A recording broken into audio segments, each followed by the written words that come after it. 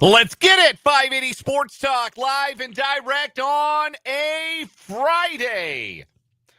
We have made it to the end of the week together. Our reward is these next 3 hours here on the Sports Voice of Kansas, 580 WIBW, FM 104.9, online at 580WIBW.com, and live on our video streaming channels on YouTube at 580 Sports Talk and on Facebook at WIBW News. However, wherever, whenever you are hearing this program, thanks for putting it in your ears on this Friday. We're so glad you're along for the ride for the next 3 hours. 3 hours and change tonight. We'll have a little bit of overtime before we hand it off to the Royals Baseball Network tonight. Royals Baseball coming up tonight, 6:30 pregame, 7:10 first pitch. It's the last late start of the summer for the Friday fireworks. It's the last 7:10 first pitch at the K this season as the Royals open an important 3-game home series against the Detroit Tigers. Again, pregame at 6:30 and the first pitch at 7:10 tonight. Until then, we got you covered here on 580 Sports Talk. My name is Dan Lucero. I'm here for the duration. Spencer Dupuis and Brendan Dworzinski will both be along later on. It is our first... No, that's not quite right. It is a full-scale Football Friday today, college football edition. We sort of do the building up to it, right? Like last week, we had a week 0 Football Friday, and that was a bigger deal than it typically is around these parts because both Kansas and Kansas State were playing. This week, we've got a full-scale college football Friday. KU, in fact, plays tonight. The Jayhawks in action at the booth, a 6:30 kickoff against the Wagner Seahawks. Game will be on ESPN Plus if you'd like to watch. KU tonight, K-State tomorrow night, 6 o'clock kick, 4 o'clock pregame over on our sister station, the Big 94.5 Country, as K-State looks to bounce back from their season opening loss in Dublin by taking care of business against North Dakota at Bill Snyder Family Stadium. So both KU and K-State are in action, but so is the rest of the college football universe this weekend. So it's a full-scale college football Friday. And then, of course, next week, it's the Football Friday Bonanza because it's the first week of the NFL season. It's the first week of the high school football season. It's college football in full swing. We are there, folks. We are in it. We are swimming in it. So we'll talk some football today. KU and K-State both in action. Obviously, the expectation is that both teams win and win handily. At last I looked, and we'll check again before we get into it in the 4 o'clock hour really in depth. But last I had looked, K-State was favored by 25 over North Dakota, and KU was favored by 46 over Wagner. So the expectation is not necessarily that these games will be competitive. But we'll talk about what we need to see from both teams and maybe some guys that we're hoping to see a little bit more from should both the home teams from the Sunflower State take care of their business, not play with their food, and set up blowout opportunities in the second half. That's how we'll look at it. We'll, of course, talk some Chiefs football today. We're 1 week out. 7 days away from a Chiefs game that matters in Sao Paulo, Brazil, at Corinthians Stadium. That's the name of the club. I don't know if they named the club after the books of the Bible. 2 Corinthians. That's a whole ball game. I don't know where the name of the club came from, but that's where the name of the stadium comes from because club that plays in that stadium in Sao Paulo is called Corinthians. So Corinthians Stadium is where the Chiefs and Chargers kick off week 1, 2025. That's 7 days away. So naturally, number 7 for the Chiefs is our player spotlight today. And there's not a whole lot to say about Chiefs kicker Harrison Butker. And that's a good thing because he's reliable. He's made all the big kicks in his career. And it has been a long time. Lynn Elliott feels like a distant memory, doesn't he? Been a long time since you've had to worry about kicker. Maybe some consternation last year when Butker had to miss some time. But remember both of Harrison Butker's replacements made last-second game-winning field goals in games last year. I think the Chiefs were the first team in NFL history to have 3 kickers make game-winning kicks in the same season, last-second field goals. So we'll get into that. We'll continue our countdown to Chiefs kickoff. And, of course, because this is a Friday, our guest today is our Chiefs insider, Matt Derrick of ChiefsDigest.com. He'll join us at the bottom of the 3 o'clock hour. We'll get his thoughts on the forming of the 53-man roster and practice squad and an early look ahead to next Friday night in Brazil as the Chiefs open up the 2025 season. Also today on the show, the return for yet another year of the 580 Sports Talk Picks Contest. Every year, the 3 of us butt heads in a pick'em contest. We pick games against the spread. We always have a wild card pick that we do as well. Might be a total, might be a prop, but we always do the contest. We do it at the 4 o'clock hour every Friday, so we will make some picks as a way of looking ahead to some of the action this weekend. This is a monster college football weekend. I know they put a lot of made-for-TV games out there for week 1, but I am hard-pressed to remember as many intriguing games as there are this year. And maybe that's because I'm looking at it from even more of a Big 12 lens this year. Like, I don't know where Auburn-Baylor registers nationally. That's a monster game for the Big 12. Big chance for the Big 12 to make a statement with Baylor playing at home. And by the way, an underdog against Auburn. Colorado has a national spotlight tonight at home against Georgia Tech. We're going to talk a little bit about that game. Cincinnati had a national spotlight last night. That didn't go great. We'll get into that a little later on the show. But the picks contest coming up, returning for another year. I believe Spencer rode his uncanny ability to pick both his favorite teams in college and pro football to a rather unexpected championship in the picks contest last year. We'll see if he can defend his title starting with today's picks. So the pick'em contest is back. Lots of football, obviously, on the show today. But that doesn't mean we're ignoring the Kansas City Royals because they do have a big series this weekend against the Detroit Tigers. It is a prove-it series for the Royals beyond just needing to win the games to make the math stand up as to how many games they need to win to realistically have a crack at the postseason. It's a bigger series, I think, even than that. The wins serve more than just one purpose if the Royals can attain them this weekend. And a broader thought about the playoff chases. If they have seemed a little quiet to you, well, you're not alone in that. We'll break down the numbers on that as well. Talk a little baseball on the show here up top. Plus all of our typical Friday shenanigans. We got 580 Sports Talk headlines in the 5 o'clock hour. We will crown an August champion on What Is Wrong With You. The Beef Bandits and Operation Bear Claw in a highly anticipated August championship match. We'll also do On Second Thought, Change My Mind, all that fun stuff that we always do on Fridays here on the show. And we want to hear from you. 785-272-9429 is the text line number. 785-272-9429 is that number. And you'll want to keep that phone number in your hip pocket to dial later on because at some point today, I'm going to give away a pair of tickets to the K-State North Dakota football game tomorrow night. I've got one more pair.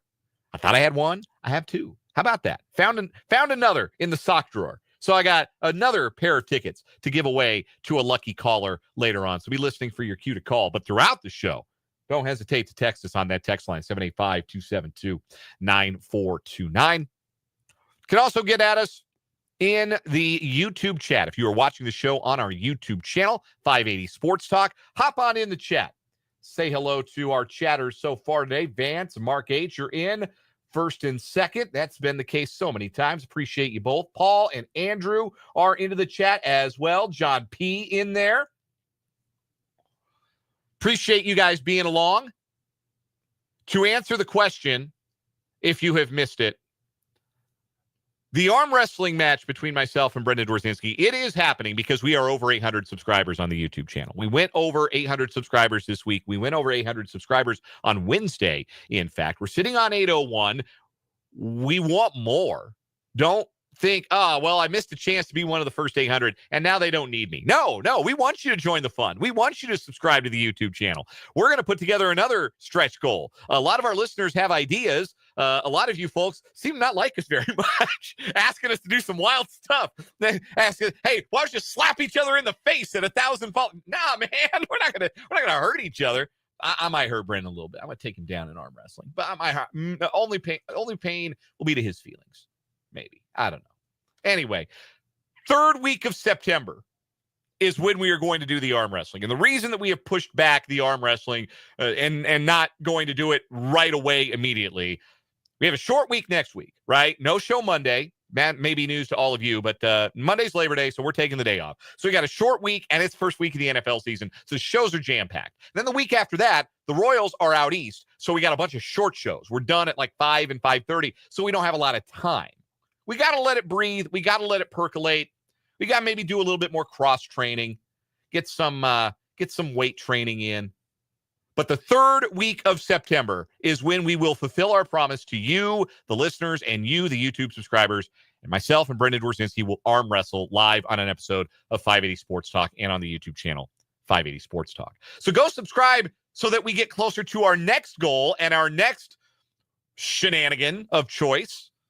Still taking suggestions. No ideas are bad ideas, except ones where we hurt each other or where we jello wrestle. Because trust me, on the last one, you don't want to see that. But go subscribe, 580 Sports Talk on the YouTube channel. Let's get into some baseball, shall we? Because this is a huge weekend for the Kansas City Royals because they enter this weekend with 25.6% chance to go to the playoffs, according to Baseball Reference. And Fangraphs is even more negative than that, 12.3% playoff odds, according to Fangraphs. They both took a hit yesterday. The Red Sox, Yankees, the Mariners, they keep on winning. It's very frustrating. So, as it stands, entering today's action, the Royals, 4 games above 500 at 69 and 65, are 3 games out of a playoff spot, 3 games behind Seattle. But now they're 5 behind New York and 5.5 behind Boston. So the East teams kind of stretching their legs a little bit. And now Seattle feels like the most realistic opportunity for the Royals to run down a competitor and get a playoff spot. So the odds, what movie? Is it Princess Bride? Never Tell Me the Odds? Is that the one? I don't remember which movie it is. Never Tell Me the Odds. I'm not a film buff. You guys didn't know. I'm not much of a movie guy. Anyway. Even if you don't want to know the odds, I'm giving you the odds. And they're not great. I mean, Baseball Reference likes the chances a little bit better than Fangraphs, but you'd rather be Seattle than Kansas City right now in that scenario. So the Royals have to win these games for the sake of winning these games. They have to find a way to take a series off of the American League Central frontrunners just for the sake of staying alive in the playoff hunt. But there's another thing the Royals have to do in this series, and it's prove they can beat this team because the Tigers have handled the Royals this year. This is the final series of the season between the Royals and the Tigers. And the Tigers are 7-3 against the Royals this year. The Royals are 2-0 in games in which the best pitcher in baseball in the world, Tarik Skubal, starts, and they're 1-7 in every other game against the Tigers this year. You go figure that. But when you look at the games between the Royals and the Tigers this season, and we mentioned this before they played last weekend in Detroit. Early season, this was a very different Royals team, right? This was a Royals team that was ultra dependent on their pitching because the offense would more often than not struggle to carry their weight in games. And it gets really hard to beat good teams with good pitching broadly, like the Tigers have had this year. When you don't hit, you're going to have to outpitch them. And there have been times this year that has indeed happened. Witness the 2 wins that the Royals got in the first 2 series against the Tigers this year. One of them was an extra inning affair where both teams scored late and the starters didn't really factor, but the starters were both really good. They didn't factor in the decision. And the other was a 1-0 win for the Royals. So early in the season, that was how the Royals were winning these games. They were getting after the Tiger bullpen, or they were winning by the skin of their teeth. But the games in which they were losing, You go back to the series in April, the 4-game set in Detroit where the Royals lost the first 3 and then found a way to win on Scooble start day on getaway day. Royals lost the opener of that series 6-1. They weren't competitive. Their starting pitcher wasn't very good, and the offense didn't do anything. The next day, they lost 7-3 because the starting pitcher wasn't good. It was Lorenzen on the 17th. It was Reagans on the 18th. The starting pitcher wasn't very good, and the offense didn't do anything until they added 2 runs in the 9th inning, but 1 run for the meaningful portion of the game.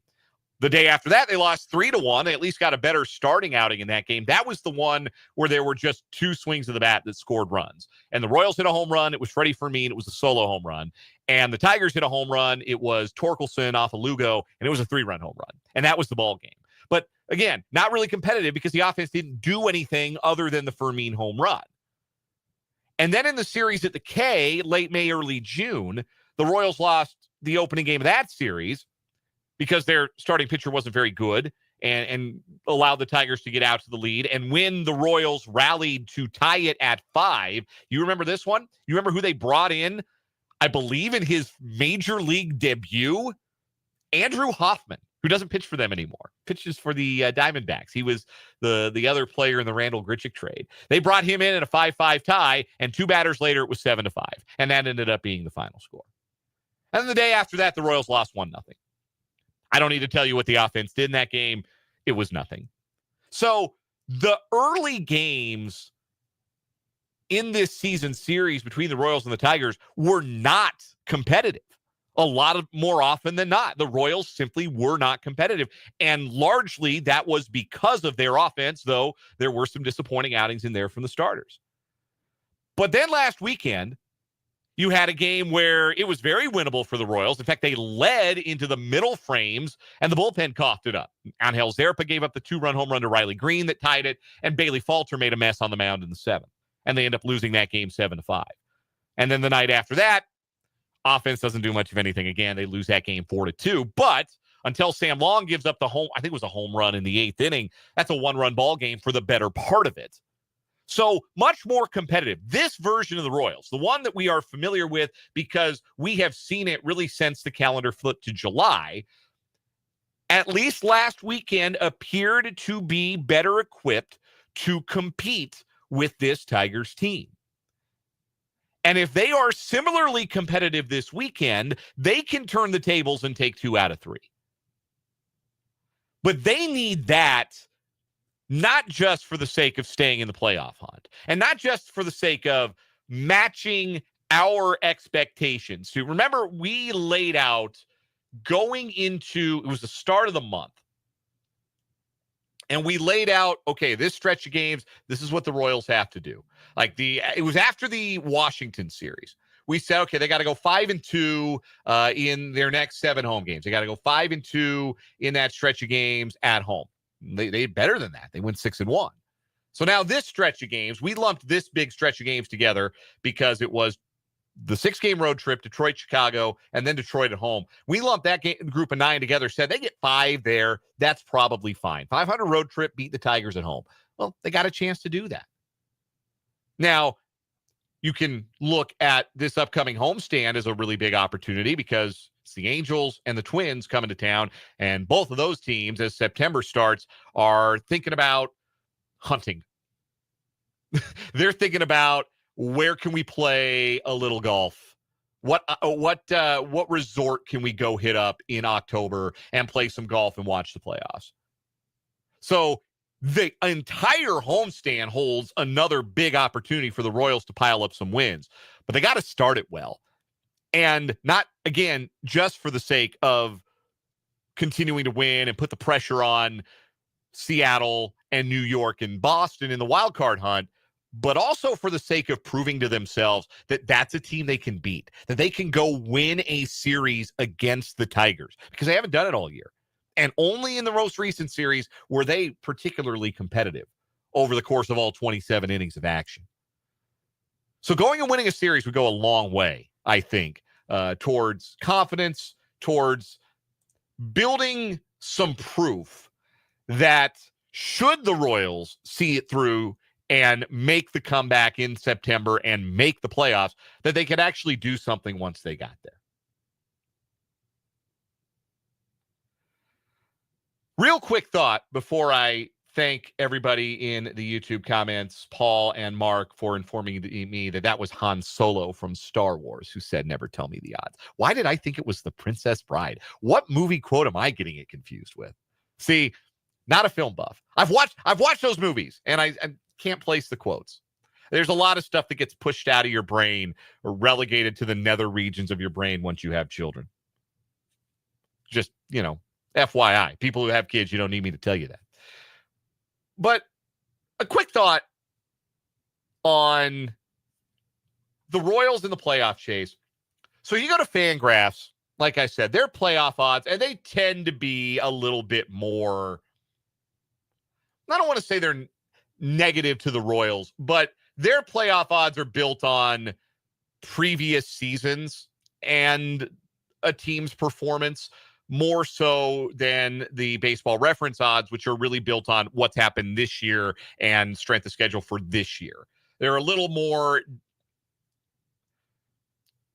context with the Fangraphs odds. So anyway, the context-laden Fangraphs odds say that the Royals have a 12% chance of making the playoffs. So obviously you have 6 teams sitting in playoff position right now. In the American League, it's Toronto, Detroit, and Houston as your division leaders. Boston, New York, and Seattle are your wild card teams. You have the Royals are 3 out and have a 12% chance of making the playoffs. Here's a list of every other team in the American League that has double-digit odds, a double-digit percentage chance of making the playoffs. And I'm going to remind you, this is August 29th. We are not even to the final month of the regular season. This is the list of teams that, like the Royals, have a double-digit percentage chance of making the playoffs, according to Fangraphs. This is the list. Did you catch it? Did you catch all those teams? There aren't any of them. There aren't. The Royals are the only one. Texas is 4.5 back. Fangraphs gives them 5% odds to make the playoffs. Cleveland's 5 back. They're not getting Emmanuel Clase back the rest of the season. That got news dumped today. They're cooked. Tampa Bay, 7.5, cooked. Athletics, Angels, Twins, forget about it. It is 7 teams for 6 spots. And even the Royals kind of just hanging on the periphery. What about the National League? The National League playoff teams as it stands right now. Philadelphia, Milwaukee, and the Dodgers are your division leaders. The wildcard teams are the Cubs, Padres, and the Mets. Here's the list of teams outside of those 6 with a double-digit percentage chance of making the playoffs, according to Fangraphs, on August 29th. Did you catch all those teams? There aren't any. The Reds' odds of making the playoffs, they're 4 games back, 4%. The playoff chases are virtually decided. The teams that are in playoff positions right now are probably the ones that are going to play in October. Only the Royals have a realistic chance, a bare one, but a realistic chance to upset the apple cart. And I thought that was the whole idea of having 3 wildcard spots and a more expanded playoff. Well, more teams are going to have a chance. We're not even in September, and everybody's out. We know the 6 playoff teams in the National League. There's no drama. The Reds would have to do something unprecedented.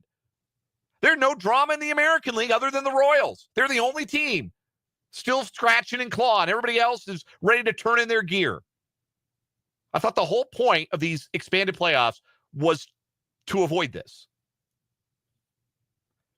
And yet, here we are. Royals tonight, 6:30 pregame, 7:10 first pitch. We'll have more about them later on. We'll take a timeout. We'll come back. We'll talk a little Chiefs. Matt Derrick's going to join in just a little bit. We are just getting started on this Friday edition of 580 Sports Talk.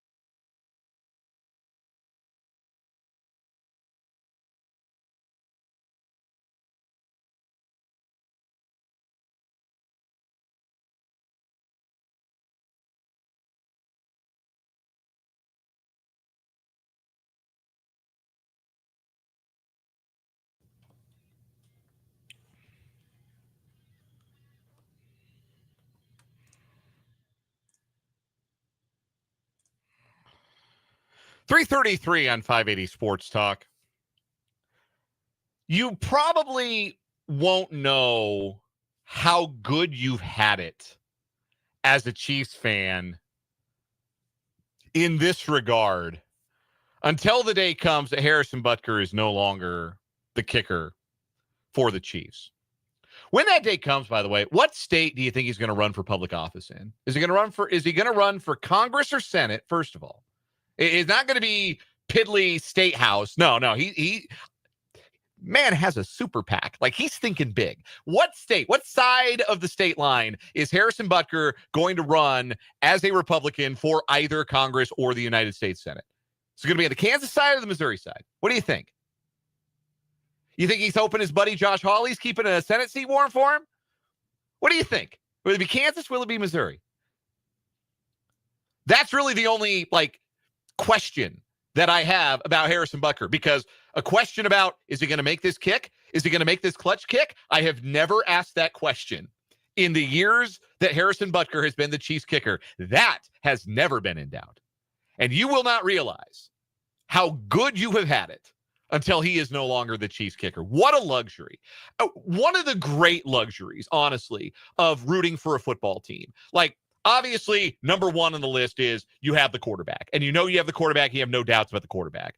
But I would say that fairly high on the list, at least top 5, is never having to worry about your kicker. And yeah, there was the injury last year. But for the most part, he's been healthy, he's been durable, and he's been automatic. He's an all-timer, really, Harrison Butker. And look, the bar is extraordinarily high for the Pro Football Hall of Fame for kickers. I'm not stumping for that. But, Harrison Butker in the Ring of Honor, I don't think that's too far-fetched. I really don't. We'll ask Matt Derrick. We'll get his thoughts on that and the rest of what has happened in the Chiefs Kingdom this week as we discuss our Chiefs insider, Matt Derrick, next on 580 Sports Talk.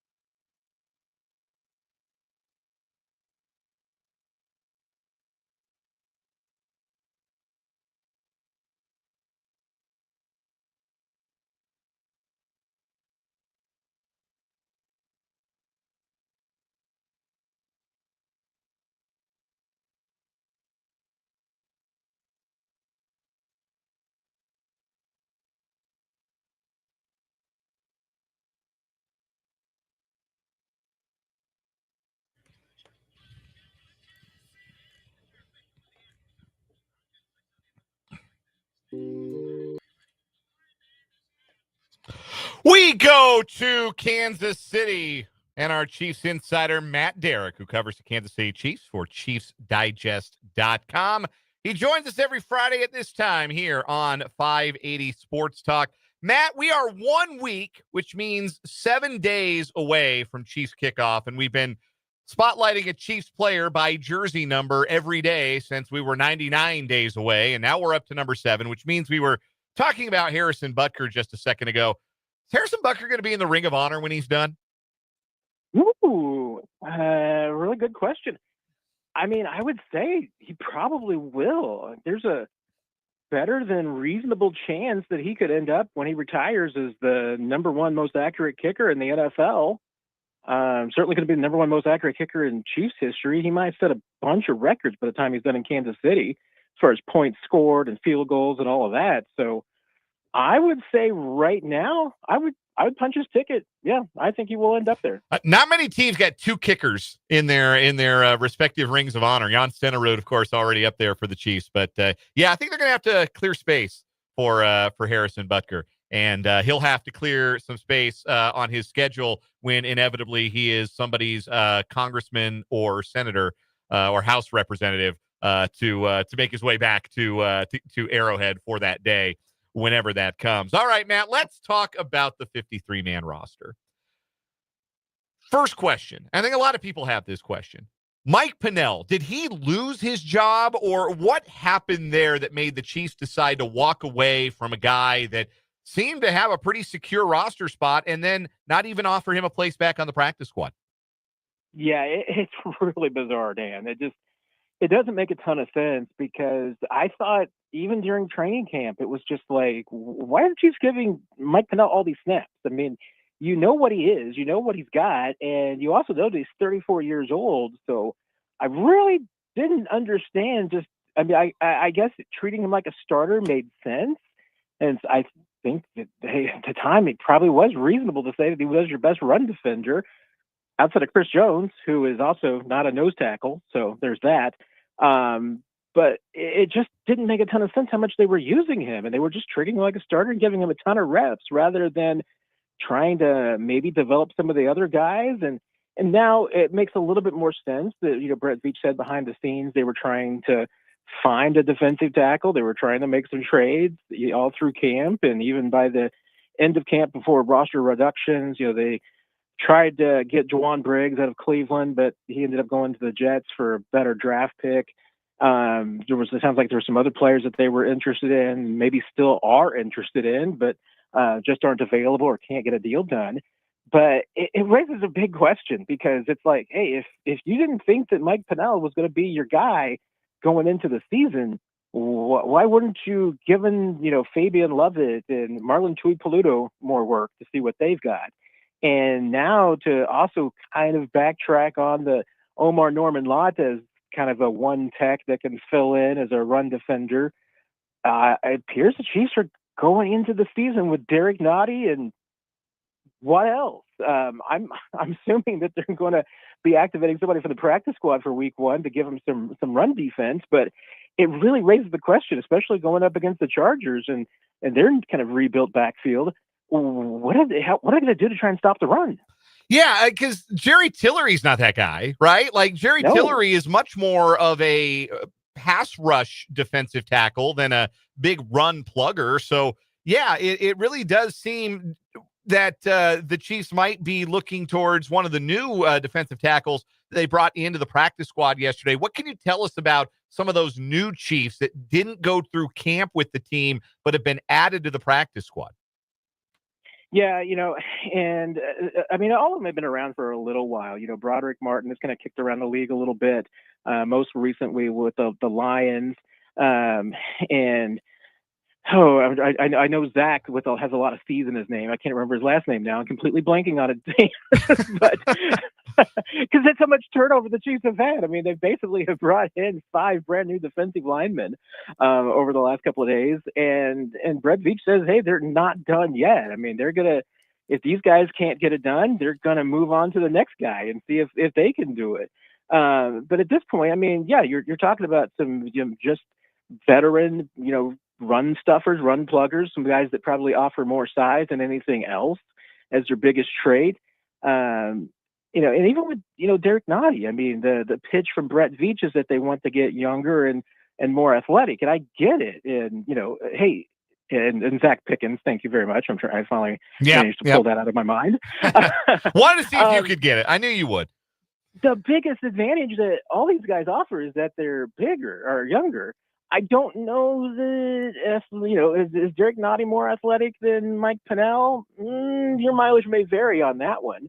But it will be interesting to me to see. I mean, I think there's a reasonable chance somebody like Broderick Martin or Zach Pickens might be active next week and play, maybe both of them, because I just don't know. I mean, Derrick Nottie at this point in his career, probably like Mike Pennell, maybe a 20 to 25 snap kind of guy. I don't think you want him necessarily playing 45, 50, or 60, but they're going to have somebody because, you're going to figure out how to stop the run somehow. And, by the end of camp, they were even experimenting with kicking Mike Dana inside on early downs. And I'm not sure that's a great solution either.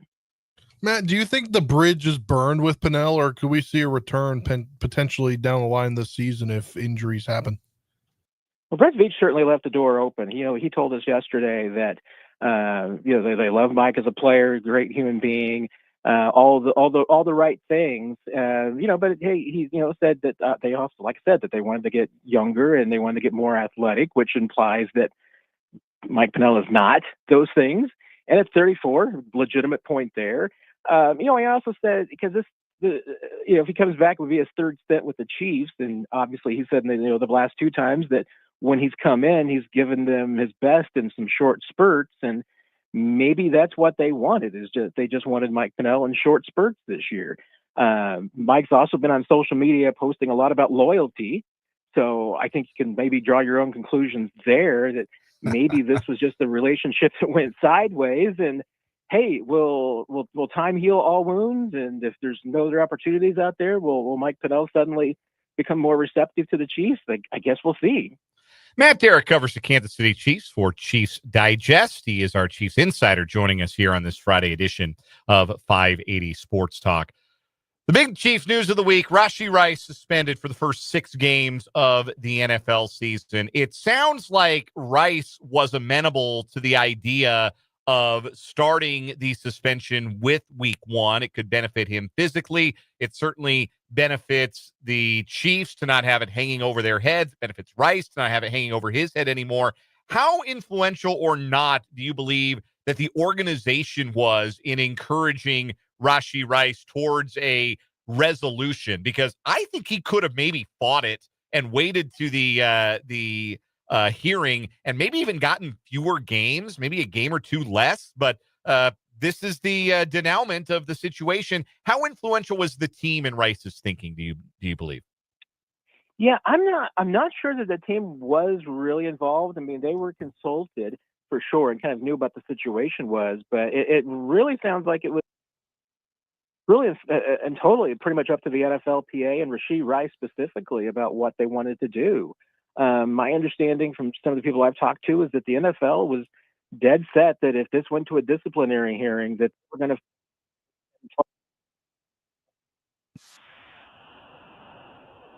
if Rashee Rice had won in his disciplinary hearing, the NFL Management Council can still appeal to Roger Goodell, and he's going to determine the punishment. So a settlement's always the best. And the NFL apparently came in and said, hey, if you take 6 games, you can start it now. If you go to the disciplinary hearing and you lose, it might be more than that. So all things being said, that made sense for Rashee Rice, because I think that was the one thing that neither Rice nor the club wanted is this goes to the disciplinary hearing. And like the only other time that this process has been used, she takes 2 months to issue a ruling. And now it's December and Rashee Rice gets 6 to 10 games. Your playoff run is over for Rashee Rice. So that was, I think, the paramount responsibility for the Chiefs and Rice is, he did not want that penalty hurting the team at the wrong time. Chiefs didn't want that either. And I've been told repeatedly by multiple people that the Chiefs would have loved to have had him for week 1 against the Chargers. They just want to win that game, get off to a good start, get a divisional win. So I think if the Chiefs had their druthers, it would start in week 2. But it doesn't sound like that was an option. The NFL was pretty much like, hey, here's a take it or leave it offer of 6 if you want it, and it's going to start week 1. And that's what Rashee Rice took. I mean, and especially with the situation at the NFLPA right now, which they've lost their executive director and their president in a bit of, administrative scandals. The organization's a mess. So I don't know if he really could have counted on the NFLPA to give him a ton of help, because there's just too much turmoil in that organization. Obviously, when you lose wide receiver 1, everybody in the rotation is going to step up and be asked to have more responsibility in the passing game. But who do you think has the greatest increase in responsibility among the Chiefs wide receivers in the next 6 games with Rashee Rice out? I mean, I think it's twofold, because, one, who's going to have to pick up and have a bigger role per se, even if they're not filling his shoes. I think it's Xavier Worthy. I mean, he's going to be the primary target now. That's the guy that's going to have to pick up the slack with a bit more work, a bit more targets. That's the guy that Mahomes trusts the most, and he's going to be looking towards. Him and Travis Kelce. I mean, those are the 2 guys he's going to be looking at. Lesser extent, I think Hollywood Brown, but and when you talk about specifically filling that role of Rashee Rice, Juju Smith-Schuster and Jalen Royals will probably benefit the most from the snaps. Now, doesn't sound like we're probably going to see Jalen Royals in week 1, but the Chiefs they're hoping he's going to be available starting in week 2. And if that's the case, then he's going to get a little bit more work. You'll see how Juju does in week 1, and if he can take on a bigger role, or you really want to kind of shift a bit more of that responsibility to the Royals. But that's who the Chiefs feel like at least best fits the model of Rashee Rice and can go out there and fill his spot on the plays that are designed for him. So I think there's 2 parts of it. I mean, there's the who's going to get the lion's share of the targets that would go to Rashee Rice. I think it's going to be Worthy, but you're going to see more of Juju and Jalen Royals starting out the season than maybe you would have otherwise. We're joined by our Chiefs insider, Matt Derrick, here on the Fleming Place Wine and Spirits Hotline. And Matt, obviously the first couple preseason games weren't the best for Kingsley Suamataia, who is continuing to make that transition to left guard. But it seemed like last week everything came together for him. And then you look at Josh Simmons, who's obviously coming off that injury. It seems like the left side of the line, there's just a different kind of like vibe about it. After the game last week, it seemed like Josh Simmons said it was kind of their Polynesian connection. Do you think that that's legit? And do you think that their left side of the line is in good shape headed into the start of the season? I mean, I think it's just the jury is still out on just how good the left side's going to be. I mean, maybe that's the Missouri show me. You got to prove it to me, and I've got to see that from both of them, but specifically Kingsley. I think obviously you got to feel really good about Josh Simmons. I mean, he certainly looks like the base is there to have, if not a great season, at least an above average season. I'm sure he's going to make mistakes. That's what all young players do, and it's not going to be perfect. And I still think he's going to be better in year 2 than he is in year 1, just coming back from the injury.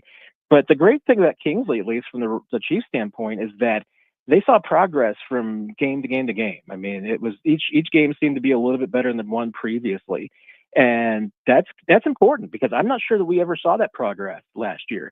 Even during training camp in the preseason, I think you saw him just struggling and never really having his head around the position and kind of being lost a little bit. Both those guys, their confidence level seems high, and it's not just bravado, maybe a little bit in Josh Simmons' sense, but he just seems to be a really confident dude because he knows he can do it. So I don't think there's anything wrong with that. But Kingsley, like I said, Kingsley, I don't think it's arrogance or ego or anything. I mean, I think he's genuinely gaining and getting more confidence, and that's important. Because you can't be indecisive in that spot in this league. You got to be comfortable that you can do it.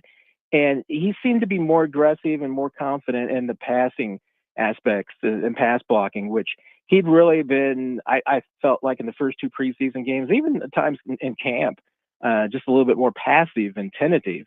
And you can't be that way. And he starts to seem to be coming out of his shell a little bit. And if that's the case, then he can be okay. Is he going to be a Pro Bowler, either one of them?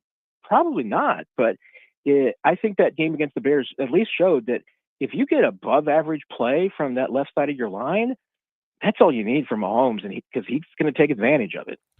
Matt Derrick covers the Kansas City Chiefs for Chiefs Digest, ChiefsDigest.com. Follow him across all manner of social media by searching his name, Matt Derrick, and check him out Fridays at this time right here on 580 Sports Talk. Matt, it is always a pleasure. Next week when we talk, it'll be pregame content because the Chiefs play next Friday. We're looking forward to that.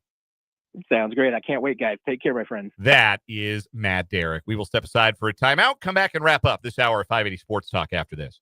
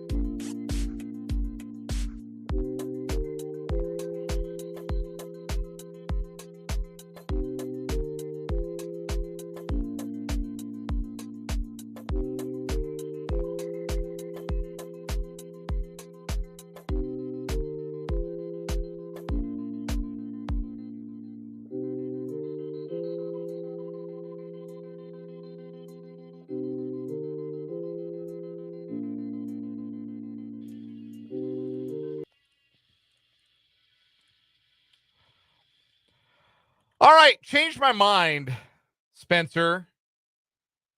Doesn't look like the Chiefs are going to find that third down running back they've been looking for after all. I don't think that they're going to find that third down back, and I think they're going to go into the season at least with Elijah Mitchell as their fourth running back. Yeah, I think they will, and they'll see kind of what happens. Maybe you can push a trade through later mid-season and try to find a guy. Obviously, you're not going to get the production you hoped out of that spot, but unless Rashad Smith can just change his game and become a third down back. You can view it in one light as a vote of confidence in the offensive line that, hey, maybe we don't need a guy whose strength is pass blocking in the backfield.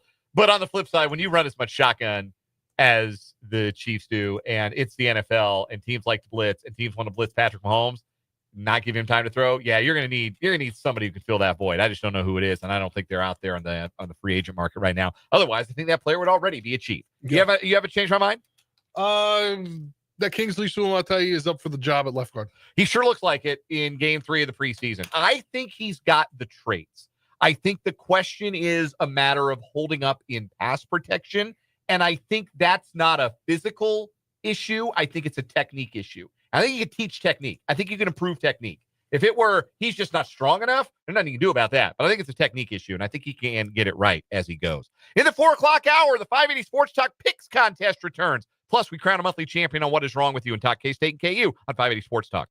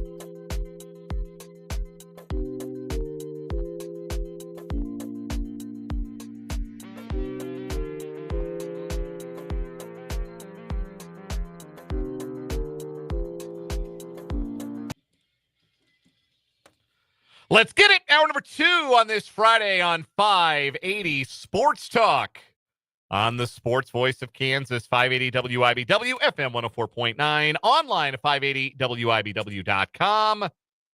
And, of course, on our YouTube channel, 580 Sports Talk, and our Facebook page, WIBW News. Thanks for hanging out with us on this Friday. We've got a 3-day weekend ahead of us. We are off Monday for Labor Day, so we are looking forward to a lengthy weekend. We hope you are, too, here in the great state of Kansas, or wherever it is that you are hearing our voices or seeing our faces on this edition of 580 Sports Talk. Dan Lucero, Spencer Dupuis with you.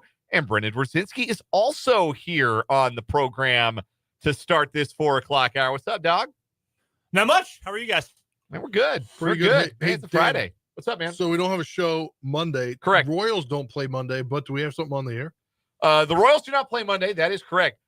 But we do have some college football. We got a lot of college football on the radio this weekend. Hell yeah, we do. Saturday, obviously, K-State. We are your home for K-State athletics, but K-State football on Saturday against North Dakota. Pregame at 4, kickoff at 6, over on our sister station, the Big 94.5 Country. So if you want to hear the K-State game, that's over on the Big 94.5 Country. But before Royals baseball on Saturday, how about maybe it'll end up being the biggest college football game of the year, and it's week 1 at noon. It's Texas and Ohio State, not noon Eastern, 11 o'clock kick. 10:30 pregame, Westwood One's coverage of Texas versus Ohio State, number 1 at number 3 in the country to start 2025. We're going to have Westwood One's coverage of that game right here on 580 WIBW and FM 104.9. And on Monday night, Compass Media Network's coverage of TCU at North Carolina. Bill Belichick's college head coaching debut against Big 12 foe TCU. We'll have that game for you Labor Day night here on 580 WIBW and FM 104.9. So to keep that all straight for you, Texas, Ohio State, Saturday morning here, 580. K-State, Saturday night, the Big 94.5 Country. TCU, North Carolina, Monday night here on 580 WIBW. Chapel Bill. Get it? Got it? Good. Let's not forget one other game on our family of stations on Saturday. How could I? Brendan, please tell the people what you're talking about. Saturday afternoon, 12:30 pregame, 1 o'clock kickoff from the Moore Bowl at Yager Stadium. Ladies and gentlemen, the Zach Watkins era begins for Washburn football. Ichabod's in action, taking on a former conference foe from about a dozen years ago now. Truman State coming to the capital city to take on the Ichabods. This is going to be a fun one. Truman State picked second in their conference in their preseason poll behind the University of Indianapolis, which always gets the playoff bid from that particular conference. Yes. But no, Truman has been really good for a while. 5 straight years of 8+ wins for the Truman State Bulldogs. Washburn, of course, starting the Zach Watkins era. As I mentioned, his first game as a head coach for his alma mater. Should be a whole lot of fun. New offensive system, new quarterback. Kai Thomas is back. Kai Thomas is playing football in Topeka again, folks. Love it. Awesome. Cannot wait. That is, again, 1 o'clock on Saturday, 12:30 pregame start time. If you're not going to the game, then you can listen on Country 106.9 with yours truly on the call alongside Fletcher Terrell in the box, Trenton Kraxner on the sideline. Year 2 for that terrific trio on the broadcast of Ichabod football. Give me something. Let's set Kai Thomas aside for a second because I think he's a really easy answer, and I think he's probably my answer. But what are you most interested to see from the Ichabods in game 1? Okay, all right. Yeah. I will limit it to I'm very excited about Justin Lewis, the new starting quarterback. Sure. D1 transfer from FCS Merrimack. Our Trenton Kraxner actually spoke to his former offensive coordinator at Merrimack, who just lit up about him and said it sucked we couldn't get him on the field here more, just the logjam at the position, but he's a great kid. He's a great athlete. He told me this week, and we'll hear this during halftime of the game on Saturday, he thinks he's right up there with the fastest guys on the team. DJ Bell's pretty fast. DeAndre Carter's pretty fast, but Justin's right up there. New read option offense that offensive coordinator and MIAA Hall of Famer Dane Simino is going to be running. Really excited to see this in action because it's going to involve Kai, obviously, but Justin's going to use his legs a lot. Going to get some of the other backs, DeAndre Carter, Cam Robinson, Lucas Otker, all in the mix as well. Interested to see how the wide receiver room shakes out because so many of the contributors are brand new.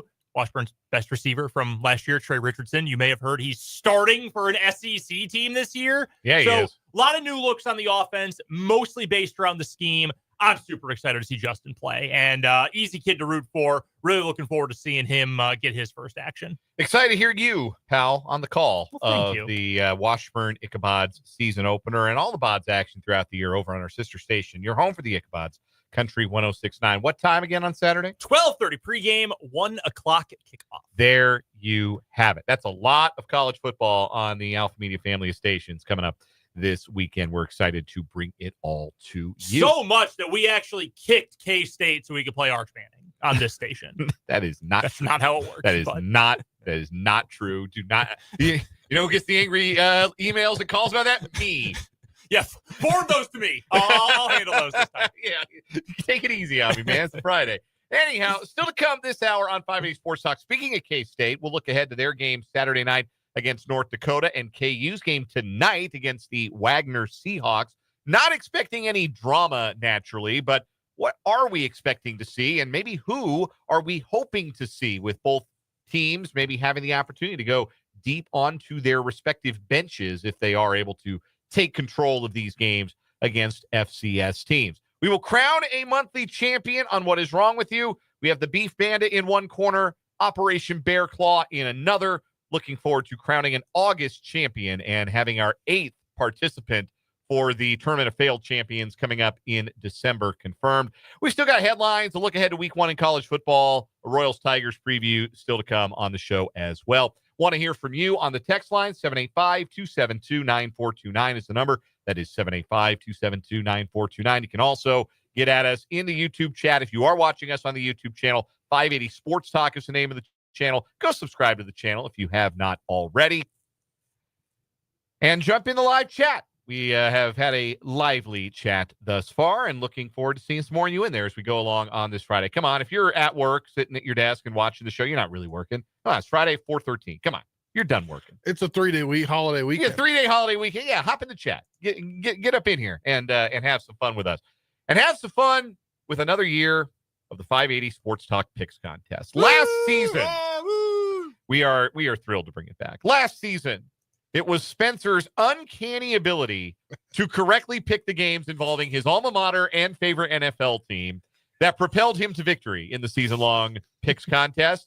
Although I don't recall any of us finishing above 500 last year. We were all hovering close. Yeah, we were sitting right around 500, probably down the vig if you were playing our picks last year. You were probably down the juice. But Spencer is our reigning champion this season. Again, all of the lines that we use come from our friends at Prairie Band Sportsbook up at Prairie Band Casino and Resort in Mayetta. And speaking of Prairie Band Sportsbook, we will be there next Thursday for a live broadcast. We'll be there to bring you 580 Sports Talk, myself and Brendan hanging out at the Sportsbook. Hopefully Spencer can join us as well. And we will be doing a remote on September 4th. That is notable because that night, the NFL season kicks off. So you'll have people come by the Sportsbook to get some bets down on the NFL opener between the Eagles and the Cowboys. And as it goes, there is a special promotion going on up at the Prairie Band Sportsbook right now. The football kickoff bet and get runs through September 8th, where if you present any $10 bet to the Sportsbook counter, you get a $10 free bet or $10 in Prairie cash. That is the football kickoff bet and get going on through September 8th at Prairie Band Sportsbook. Also, the Prairie Band Casino Pro Football Tournament is underway at PFTrules.com to go and sign up.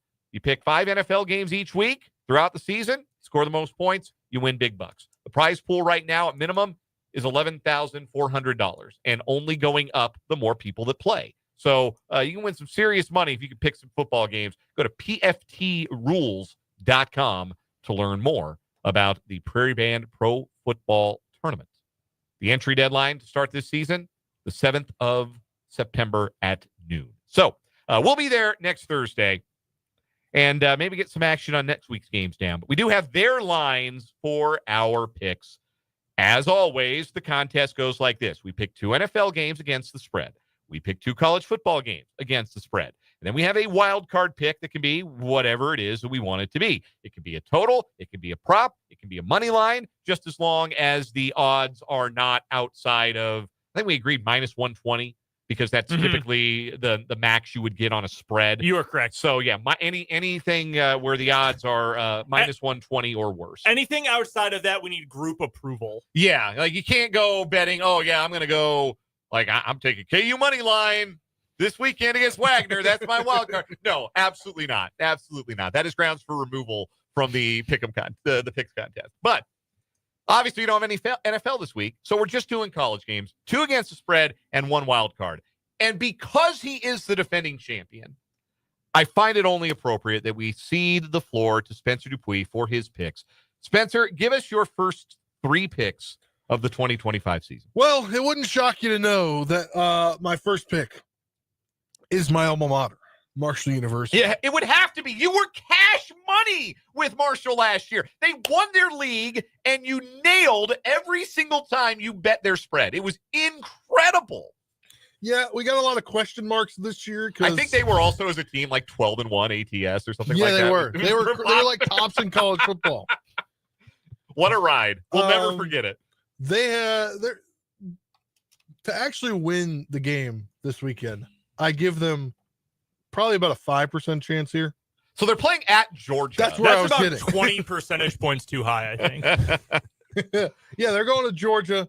New team. I think they have like 70 new players, if you include freshmen and transfers in, along with a brand new coaching staff. But they've got a lot of talent, guys that played at the D1 level, at the Power 5 level, Power 4 level, whatever you want to call it.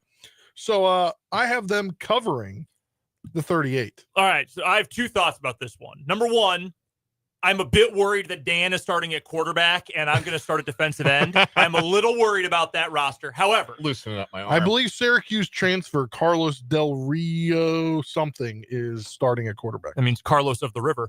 Kirby Smart has been a 30-plus point favorite 24 times at Georgia. Started his career in 2016 as the head coach at Georgia. Do you know what their record against the spread is in those 24 games? I do not. As a 30-plus point favorite. Spencer, you have a guess? Don't. 6-18. They go up by 4 touchdowns and they park the freaking bus. Yeah. They're not interested in doing it. They're 1-6 in the last 2 years as a 30-point favorite. They're not interested in doing it. It's Carlos Del Rio Wilson, by the way. It is Yeah. a hyphenated Not last officially name. the starter. There's not going to be a starter named until kickoff.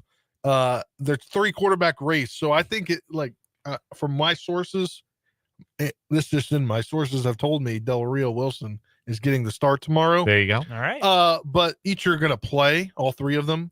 Zion Turner. Uh-oh. You got 3 quarterbacks And- playing week 1. Jack K. Long. I don't know. They're all going to play. Okay. All right. So I have a good chance that it's not good. There's not going to be drop off. What's your next one? All right, let me get back here. I've got KU covering the spread. How big is that spread? 46 minus 46. Wagner's really bad. Yes, Yeah. that Wagner's just really bad, so I think that's going to happen. Long trip on a weeknight? They are not the biggest favorites on the board this weekend. Illinois is favored by 48 over Western Illinois, also tonight. Western Illinois also really bad. Yeah. They willingly left the Valley for a worse conference. They're so bad. They are also not the biggest favorites on the board. Texas Tech laying 52 against Arkansas Pine Bluff. Oh, yeah, it's tough. Ooh, that's tough. That's revolting. Anyhow, so you're laying the 46 with the Jayhawks. God, that's a lot. That's so many points. I think my biggest worry is KU scores 42 and then decides we're not putting anything on tape for Missouri and just like You're going to put Cole Ballard or Isaiah kneels out the Marshall in. clock. and- That's Look, my I only think if worry. they put Isaiah Marshall in, he's just going to run everywhere. Yeah, they might not be able to stop them. Yeah. Entirely possible. I love your wild card. I've got the money line for Auburn at Baylor tonight. Moneyline Baylor. Yeah, money line for Baylor. I believe that game's tonight. I also have that. Depending on when you got it, at some books, that has actually moved to Baylor favored. Ooh. At Prairie Band, it was Baylor plus 2.5 this morning. It is now Baylor plus 1. So, a lot of action on the Bears. I obviously have no sources on anything, but specifically this. But just based on what I've read online and listening to podcasts and whatnot, little buyer's remorse in the quarterback room for Auburn after the fall camp. You know who's starting for them? Jackson Arnold, former Oklahoma Sooner. I have read there is some buyer's remorse with that portal acquisition. Fascinating. All right. So, yes, the Baylor money line right now minus 103 at Prairie Band. So, those are Spencer's picks. Marshall plus 38 at Georgia. KU minus 46 against Wagner. And Baylor on the money line against the Auburn Tigers. Brendan, why don't you go next? You have overlap with him. Okay. Yeah. We'll just continue talking about Auburn-Baylor. I had Baylor plus 2.5 earlier this morning. You're giving me fewer points. Fine. I'll still take Baylor plus points at home against an Auburn team that I think everybody is just assuming, they've got more talent because they're in the SEC. Like, that is the broad assumption that, Auburn just has better players. Well, why? Well, because they play in the SEC. Oh, are they a good SEC team? No, but they have SEC players. And okay, sure, you've got SEC players. Baylor's got the better player at the most important position. Yes. Sawyer Robertson, without question, is a better player than Jack. At this stage of their careers, on August 29th, Sawyer Robertson, without question, is better than Jackson Arnold. And it's not close. It's in Waco. It's a Friday night. Let's get weird. I think Baylor wins. And I wouldn't be, I said on the show yesterday, I wouldn't be surprised they win by 2 scores. Who's a better coach? Aranda. I kind of think, Aranda's a weirdo. Freeze is a creep. I'd rather go with the weirdo. Yeah, no, I agree. I side with the weirdo. But as to who's the better game coach, I still think it might be Aranda. I mean, only one of those guys has lost twice to New Mexico State. This is true. This is very true. So, yeah, I've got Baylor plus 1 against Auburn tonight. We're locking that pick in. I'm also going to lay points with the other team in the Sunflower State. I will go with K-State. They are favored on Saturday night at Bill Snyder Family Stadium by now 25.5 points. That line has moved half a point today.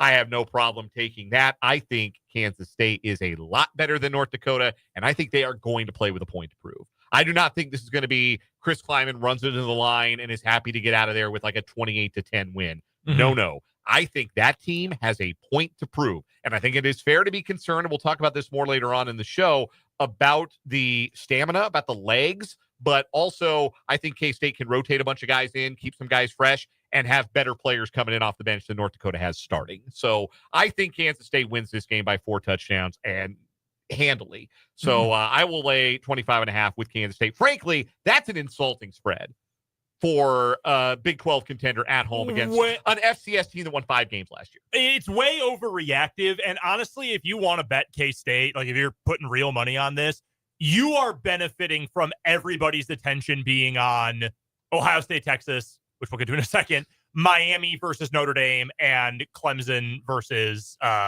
LSU this weekend. Because every normie, every square, as they say, is betting on those games.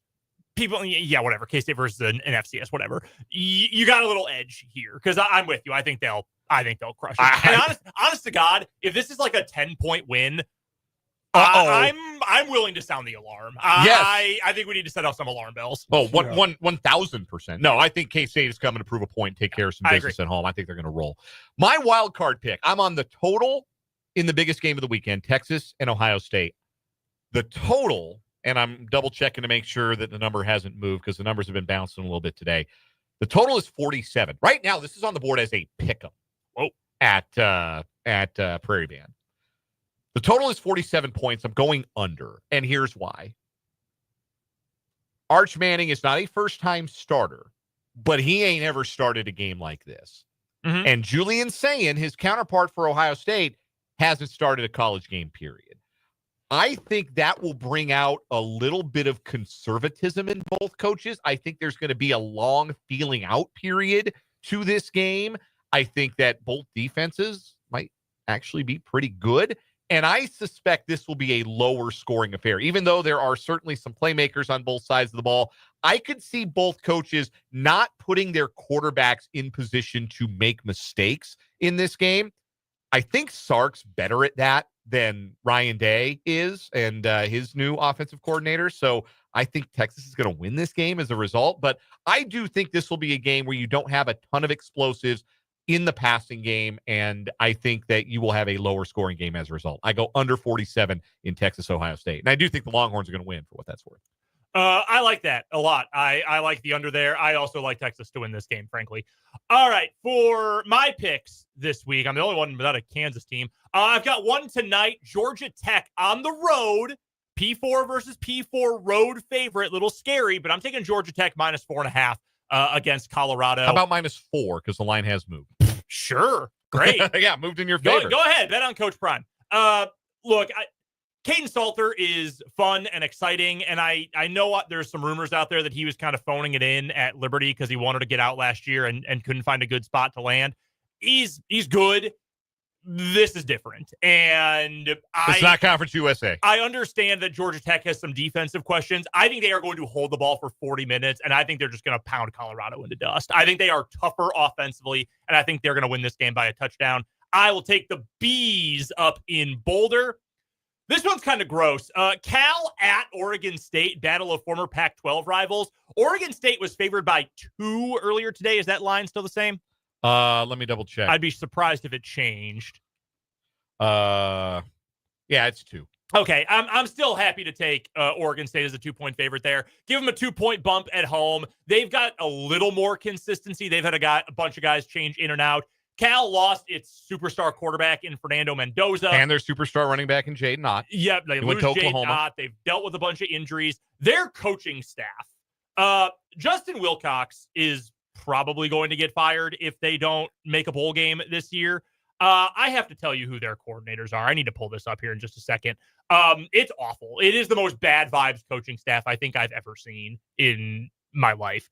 My other pick, my wild card for the week. We didn't get to talk to Paul Meyerberg this week. We're still working to get Paul on weekly during football season. That is in the process. Don't worry. We miss Paul too. But if I can paraphrase something from our pal Paul, one does not simply walk into Warren McGurk Alumni Stadium in Amherst, Massachusetts, and come out safe from the vengeance of the UMass middlemen. Give me UMass money line at home over Temple. First of all, this is, as we like to say, your dumpster juice game of the week. This sucks. It is disgusting. It is vile. It is illegal in most UN-recognized nations. But we're going to play it in central Massachusetts tomorrow at 2:30 Central. They're the Minutemen.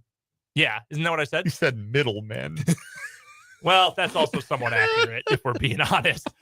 Yes, you are correct. They are the Minutemen. Yeah, this is. That's a funny slip of the tongue. I saw that. Initially, the first thing that came to my mind was dumpster juice pick of the week. Yeah, that is revolt. It's sick. Temple might be like the worst team in the American. And look, Casey Keeler is a good football coach. I think so too. He got Sam Houston to a national championship during the COVID year. Yes, he did. Coach. That team has no talent. Absolutely none anywhere. I want to go back. I'm sorry, go ahead. Real quick, bad vibes coach of the year, the new offensive coordinator at Cal, Brian Harsin. Oh. Yeah. That's where he ended up. Gross. I want to go back to that Tech-Colorado game, Georgia Tech at Colorado tonight. Let's do it. I am maybe as fascinated to watch Colorado this year as I am any Big 12 team. The more I think about like what it's going to look like in week 1, because this is the big question about Colorado. What is their identity? Particularly offensively, what is Colorado football? Because the last 2 years, we knew what it was. It was daddy ball. It was, we've got these 2 guys, and it's going to be a lot of them. And one of them plays 2 positions, and he plays them better than most people play 1. And that was it. Like, that was Colorado's identity, was Shedeur Sanders and Travis Hunter. And neither of those guys are walking through that door. So what is it? I know, like Coach Prime says the same stuff that every coach says going into a season. We're going to run the ball and be physical. I'll believe it when I see it. That being said, Pat Shurmur is their offensive coordinator. And I am certain that his offense was neutered in some capacity by having to cater to daddy ball. Right. But how good is his offense anyway?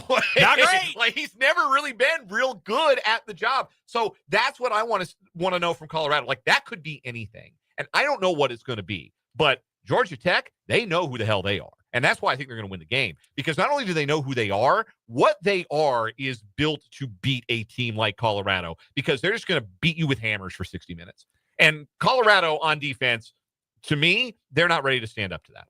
If I may quote the head coach of the Georgia Tech Yellow Jackets, Brent Key, run the dang ball. They're just going to pound him into dust, man. They're like Haynes King might not throw 10 passes. He's going to run 25 times. Yeah, he's awesome. I love Haynes King.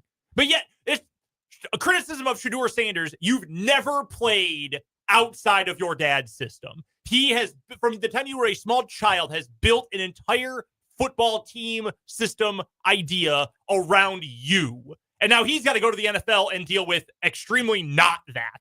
Yep. Well, it's the same for Deion Sanders. You've got to play with a different quarterback for the first time in the better part of a decade. Your life. You've never been a coach without your kids on the team. Yeah. It's never happened. So, yeah, it will be fascinating what transpires at Folsom tonight. Between that game and Auburn-Baylor kicking off at the same time, it is a two-screen kind of night if you are a Big 12 or a Colorado or a college football fan. Those are our picks. First week of the 580 Sports Talk Picks Contest. We will, of course, be tracking the progress throughout the season. Brendan, want to stick around, help us pick a What Is Wrong With You chant for August? Of course I do. Let's do that next after this timeout here on 580 Sports Talk.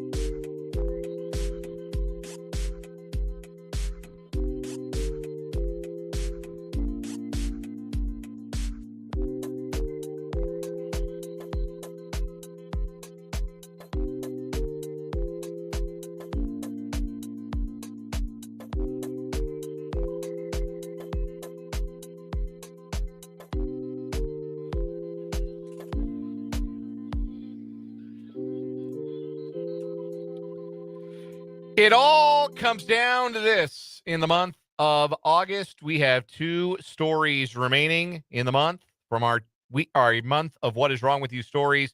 And today we crown a What Is Wrong With You champion for the month. Somebody is going to join our list of monthly champions for 2025. Somebody will sit alongside 35 Minutes of Freedom, the Double D Drunk Driver, the Winnebago, the Fascist Falconer, the Cool Mom, the Meth Cannon, and give me the tip or I empty the clip. God, I love that one. Yeah. Man, we've had a good year. It has been a good year. There are some really good stories so far on what is wrong with you. And whoever wins today will be a worthy entrant into December's tournament of failed champions. In one corner, we have old Beef Pants, the Beef Bandit from Denham Springs, Louisiana. 57-year-old career criminal Michael Ardoin stole hundreds of dollars worth of meat from Walmart by stuffing it in his pants. He left the Walmart without paying for the concealed items, returned and tried again, speeding off in a black Honda with no license plate. When he was pulled over, deputies found multiple packs of hamburger meat and ribeyes in the car. He'd also apparently pulled a heist from the Sam's Club. About $300 worth of meat was recovered, but will not be resold. Must have been out of the refrigeration for too long. Honestly, I'd have cooked it that night. Like, you know what? Screw it. It's thawed. Let's get this on the grill.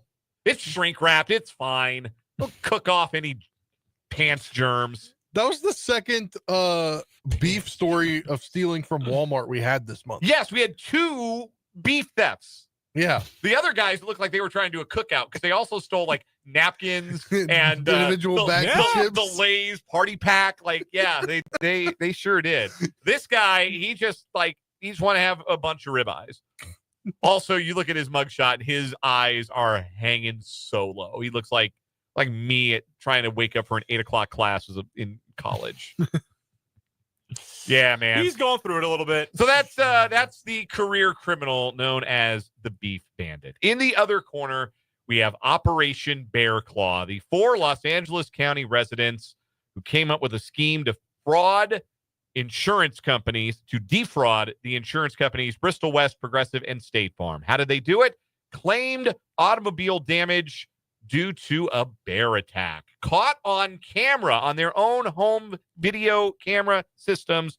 Damage done to 3 luxury vehicles, a Rolls-Royce Ghost, a Mercedes G63 AMG, and a Mercedes E350. The bear. Same cars I own. Yeah. We all have those. We all have one of those. The garage of our lake houses. Yes. That's what radio money does for us. The bear went on a rampage in the neighborhood on the same day and damaged these 3 vehicles. And the insurance claims that ensued resulted in more than $300,000 in reimbursements. One problem: there was no bear. It was a person in a bear costume. If you're watching on 580 Sports Talk on YouTube or on Facebook at WIBW News, we're putting up the picture of the bear suit in question. You can It's not a bad bear suit. No, it's a really high quality bear suit. Like, that had to cost somebody some money. You can also see on the floor next to one of the bear claws is a set of barbecue meat claws. You ever shred a brisket? Oh, Brendan? Yeah. You get the those are the metal ones. I've used plastic ones and I didn't really like how they worked. Maybe the metal ones work better than the plastic ones. I would imagine so. I'll just stick to, just using knives. That's fine for me. But no, these people had some barbecue bear claws hidden in like a cabinet of their smoker somewhere and said, hey, put on this suit and just go to town on these cars. We're gonna get some money out of it. We don't mind a few scratches to the exterior and the interior. What we'd rather have some of that sweet, sweet cash. All you gotta do is put on this suit. The dumbest part is they didn't discard the suit after being done. No, they brought it home and the police searched the house and they found it. Somebody had and the meat claws. They kept the suit and the meat claws. Surface level damage. They weren't willing to go any further than that. My favorite detail, once again, in the story, the detail that just absolutely slays me. Somebody watching the video finally said, hey, wait a minute. That doesn't really look like a bear. Nope. That looked like a person in a bear suit. That's one scrawny bear. But just to be sure, let me hit up the California Department of Fish and Wildlife and get a biologist on the horn. Somebody who went to school to know the difference between a bear and a jackaloon in a bear costume and get their take just to make sure I'm not seeing things. And the biologist said, yeah, bro, definitely a dude in a bear suit. Man, this is so... So unbelievably stupid. I think this wins. Yeah, I generally like to vote and often do vote for stories that have it's simple and it's just the punchline, just real quick punch in the face, like boom, stupid thing. And Meat Pants is kind of like yes, that. Like, it certainly is. He had a bunch of T-bones stacked up near his own personal T-bone in his pants and was just trying to steal them. Like, very, very funny. They went through all the trouble of getting a bear suit and the claws and committing the fraud and all of that. They thought they were in the clear. They were in like Flynn with those fat insurance checks. Already stupid as hell. And then they don't even properly dispose of it at the end and hide you went through all that trouble and you didn't finish the job. Yeah. You gotta go watch the film on bears, right? So you make sure that if you're wearing that bear suit, you move like a bear, you swipe your arms like a bear, you do damage like a bear. Like a bear would not leave like surface level damage. No. A bear would ravage your interior. Correct. A bear would rip the stuffing out of the seats of your Rolls Royce. Correct. So if stuffing being a relative term, not like a literal term in this case. I think they're a little nicer seats in the Rolls Royce. But like you gotta go to the game film. Yeah. You've got to do the research on what a bear moves like, how a bear moves. So the California Department of Fish and Wildlife doesn't call you. Imagine, man, I would have gotten away with it too if it weren't for that meddling biologist. It's all the various state like. It's the Department of Fish and Wildlife in Florida. You make jokes you want about that state and the people in it and the police forces in it. That department does not mess around. And I think that's kind of the case everywhere. Like, no matter how many jokes you can make about people, police, whatever, there's no jokes to be made about the Fish and Wildlife people. They are going to get you every time. They know. And this wasn't all that hard to get them either. They know their stuff, man. They're pouring over that like Bill Belichick watching like third down film, like taking some notes. Yeah, the hip rotation there, the waist swinging his arm. It's kind of unnatural for a bear. I don't think a bear's rotator cuff moves like that. So Operation Bear Claw. I had a feeling when I found the story that it had a real chance to win the month. It's one of sometimes you find a story and you just know. Oh yeah, I think we might see this one in December, and we are going to see Operation Bear Claw again in December in the Tournament of Failed Champions. Operation Bear Claw is your August champion on What Is Wrong With You. We will step aside for a timeout. When we come back, KU and K-State should win their games handily this weekend, but what are we looking for in these games against FCS foes? We'll discuss next on 580 Sports Talk.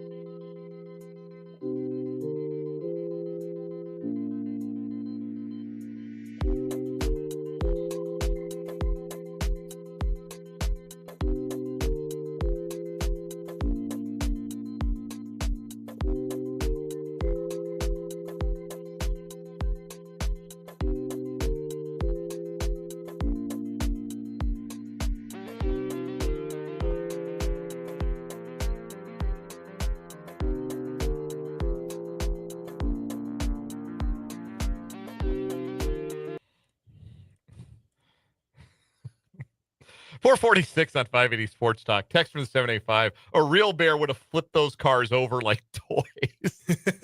Yeah. Yeah. Bear just doing a little casual side swiping of those cars. Oh, what luck. A docile bear on the loose in the neighborhood. Only did 100K in damage per vehicle. Man, what a story. Well, it's because they didn't want to total them. Yeah, clearly. Yeah, that's how you know that should have tipped him off, man. Yeah. Cars are in remarkably good shape, surviving an attack from a bear. Wow, what a story. Anyway, we have football this weekend. We have football tonight in Lawrence. KU Wagner, the Seahawks are 46-point underdogs. KU should roll. Same with K-State on Saturday. They take on North Dakota. That game is a 6 o'clock kick at Bill Snyder Family Stadium. We'll have coverage over on our sister station, the Big 94.5 Country, on Saturday night from the K-State Sports Network from Learfield. 4 o'clock pregame and a 6 o'clock kick. I have a slight concern, and it is an extremely slight one, about K-State's legs, their stamina, coming off of the Ireland trip and coming back. Like, it takes you some time when you make a cross-country flight to return and to feel like yourself. Yeah. And so I do think that if they had to play like a game I would have expected to be a 4-quarter game, all right, where are their legs going to be in the second half of this game? Where are their legs going to be third quarter, fourth quarter? But I don't expect this to be a 4-quarter game.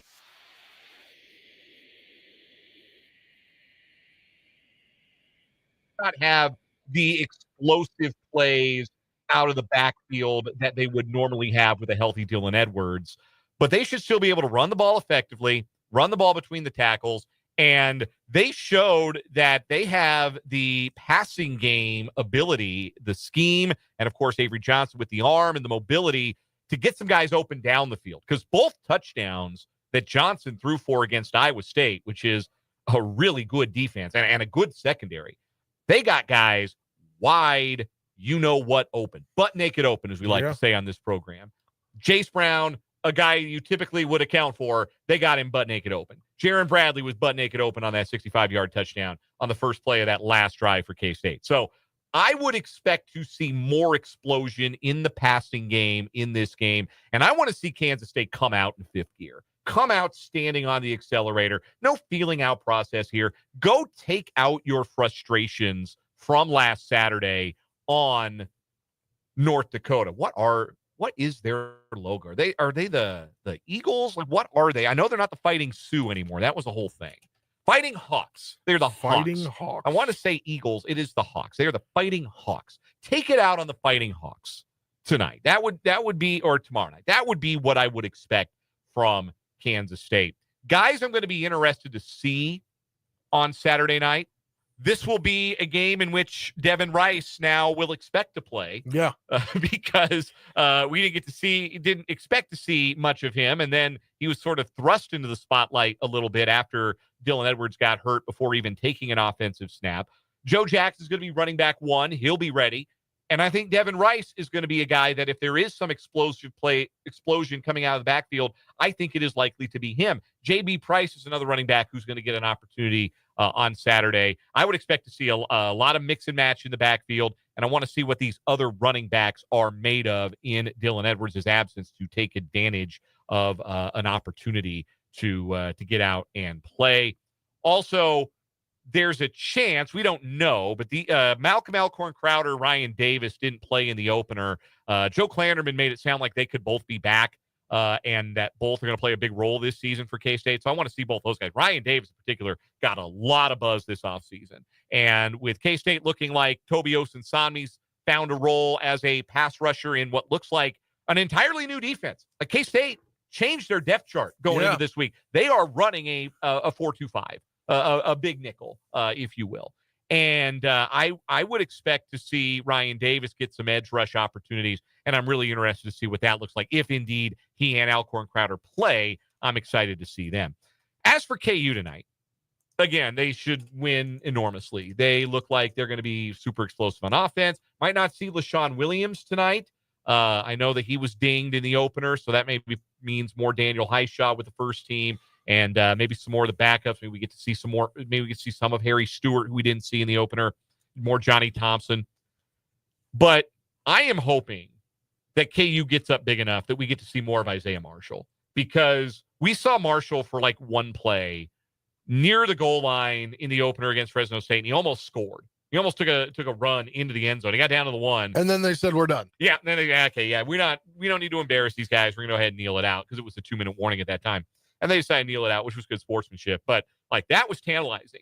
That left me in a place where, okay, I want to see more Isaiah Marshall, because they say he's got a very similar skill set to Jalen Daniels. And with all due respect to Cole Ballard, who has been an exemplary teammate and leader by all accounts, and has performed well when given the opportunity. Who can forget that he very nearly engineered a victory over K-State 2 years ago.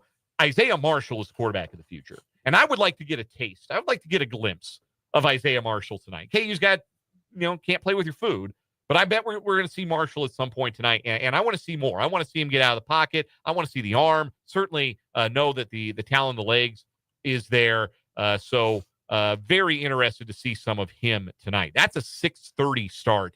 Games on ESPN Plus if you're curious to watch the Jayhawks in action tonight. Before we go to break, we did give you information. This about K-State. So when we talked to Fitz the other day, he said that K-State was obviously hoping that Lincoln Kier could get back out there. It'd be a big opportunity for him. But D. Scott Fritchen, is that how you say his name? That is how you say his name. He wrote his little extra before for KStateSports.com, and he spoke with Chris Kleiman. Obviously gets the one-on-one there. He's on Lincoln Kier, quote, he's just not ready yet. He's going to be back, whether that's in 2 weeks or 3 weeks, I don't know, but he's practicing on a limited basis now. We need to be smart and make sure he's healthy. I'm pretty positive he'll help us this year. Quote, but not this week. Now, here's hoping we get to see Lincoln Kier, because he's a super exciting prospect. We will take a timeout here on 580 Sports Talk. Come back with on second thought. On second thought, I should not rush through what I'm trying to say. And we'll do on second thought after this, the 580 Sports Talk.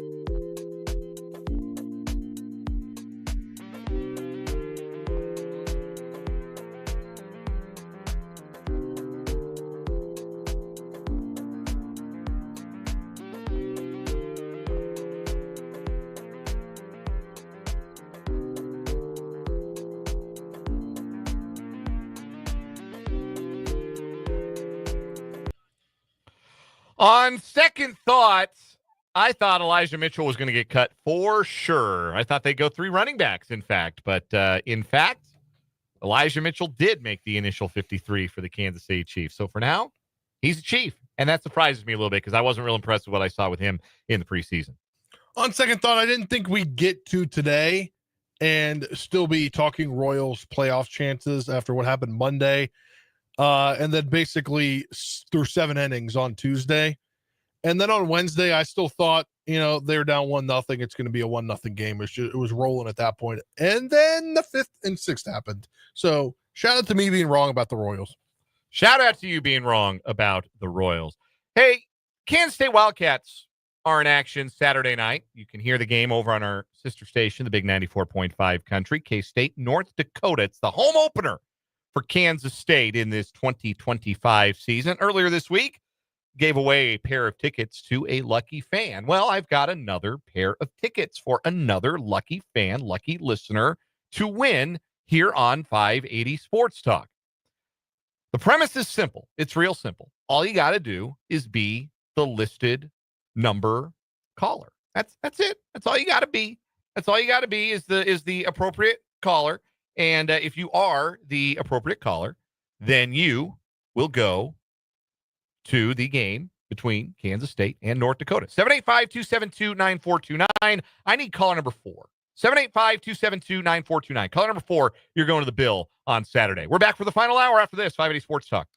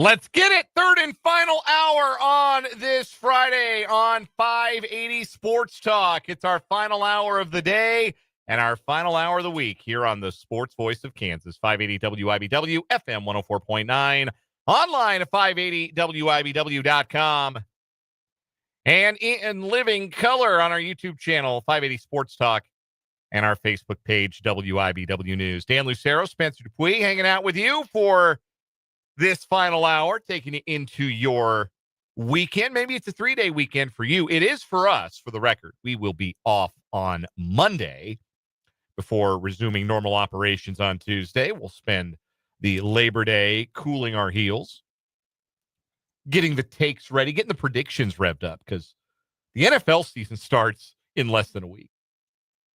Count a week from today, Chiefs open up.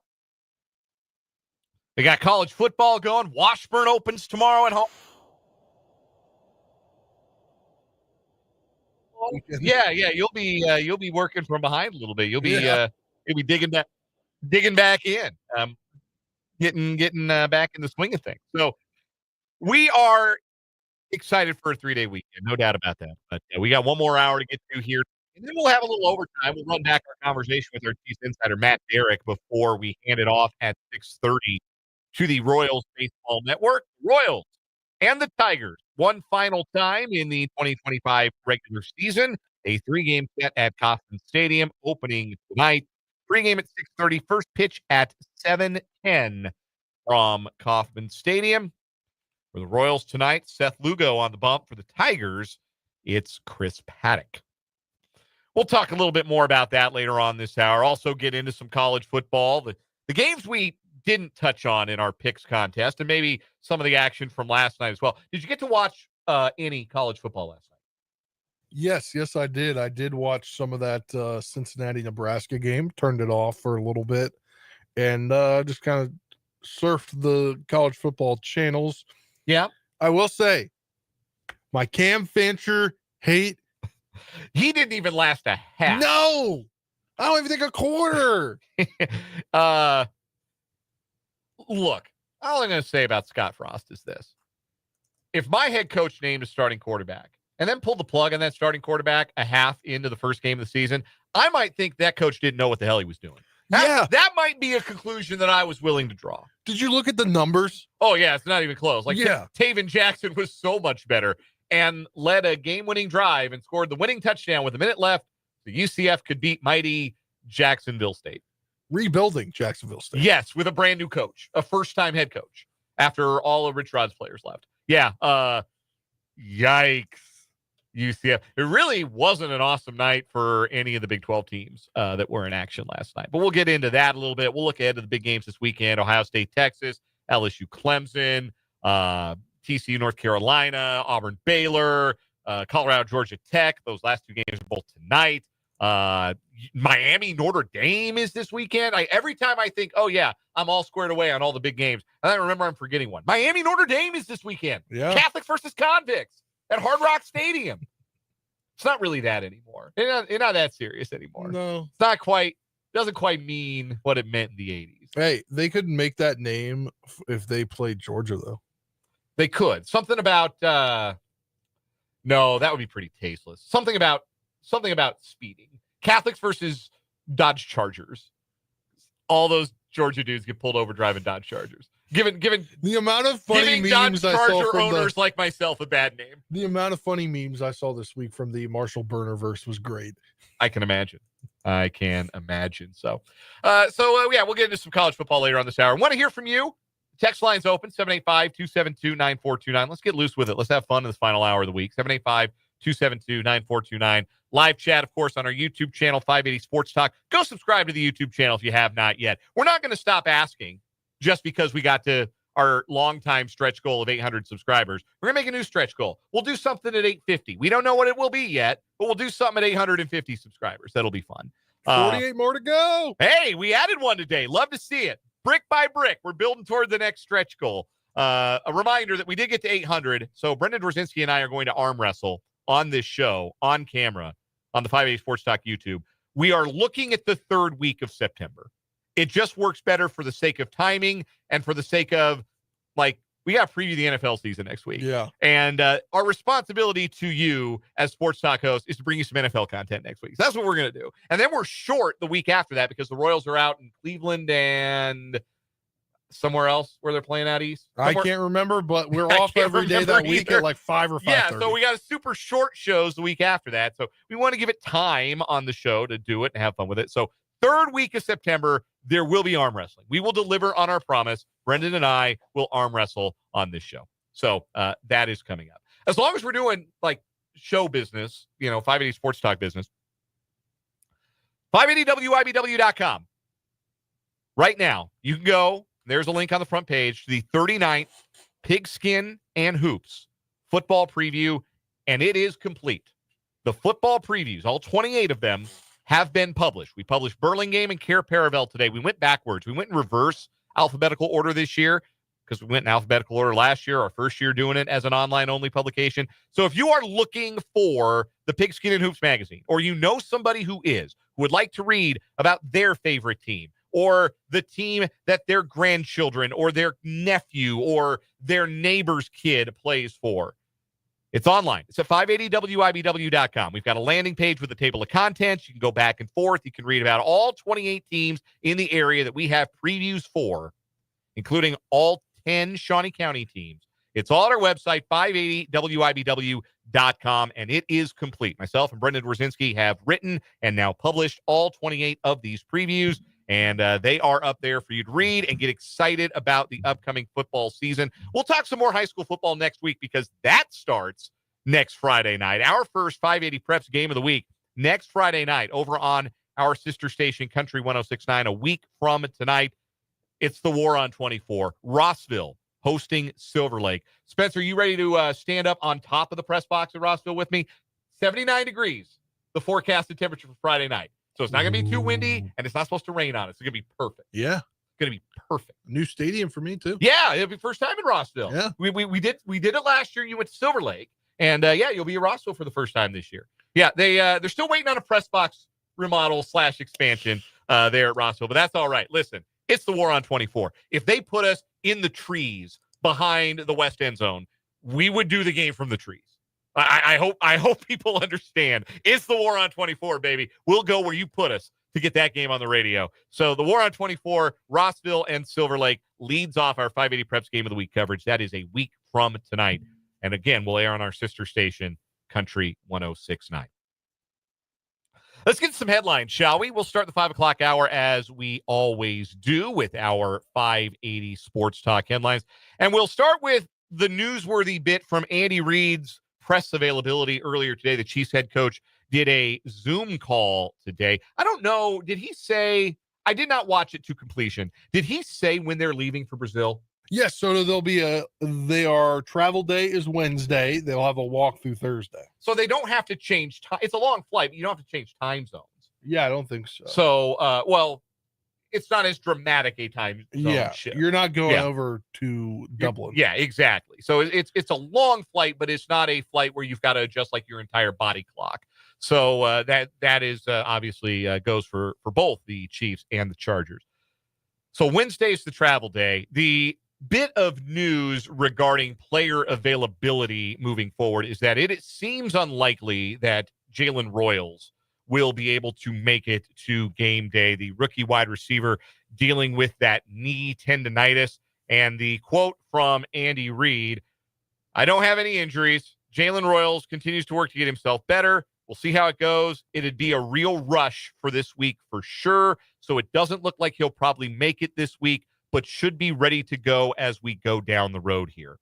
And it's disappointing for Jalen Royals because he's the most like-for-like replacement for Rashee Rice as far as skill set in the Chiefs receiver room. He's the guy that you can plug in, and the route running ability and the after the catch ability is similar to what Rashee Rice brings. And so he would have a big opportunity starting with this game, and the opportunity will continue to exist through the 6-game suspension for Rice. But it is disappointing that he will miss at least that first game due to that knee tendonitis. But looks like everybody else who is on the current 53-man roster is healthy and raring to go for next Friday against the Los Angeles Chargers in Sao Paulo, Brazil. We also did finally get Andy Reid's opinions on the engagement of his tight end to his pop star girlfriend. Yeah. Quote, "It's hard to find somebody that you fall in love with. And that's not an easy thing, to really fall in love. And it seems like they're there, and I think it's a great, great deal for both of them. And they like being around each other. And, that's a plus, I think. It's neat to see that they come together and handle themselves the way they do." Were you as surprised as I was to see Taylor in the suite last night? I was only surprised because I think I said this on the show yesterday. Will Compton was on Pat McAfee, and they asked about it. And Will, I think Will is their guest next week for. I think New Heights guest next week is Will Compton. Uh-huh. So there was the plan for them. They made like a bet too, the Bearcats versus Nebraska, and he was asked. He's like, "I don't think Taylor's coming. I think that that Travis would just be there solo." So 2 thoughts on that. First, when they first showed the suite, they only showed Kelsey, Emma Holmes, and I could see Trey Smith. And so like those guys, like before the game kicked off over on ESPN, they had a shot of the suite, and it was just those 3 guys you could see. And those weren't the only Chiefs players that were there. Isaiah Pacheco was there. They might have had a couple others too. Yeah. But it was just those 3 on camera. So I thought, oh, guys' night out.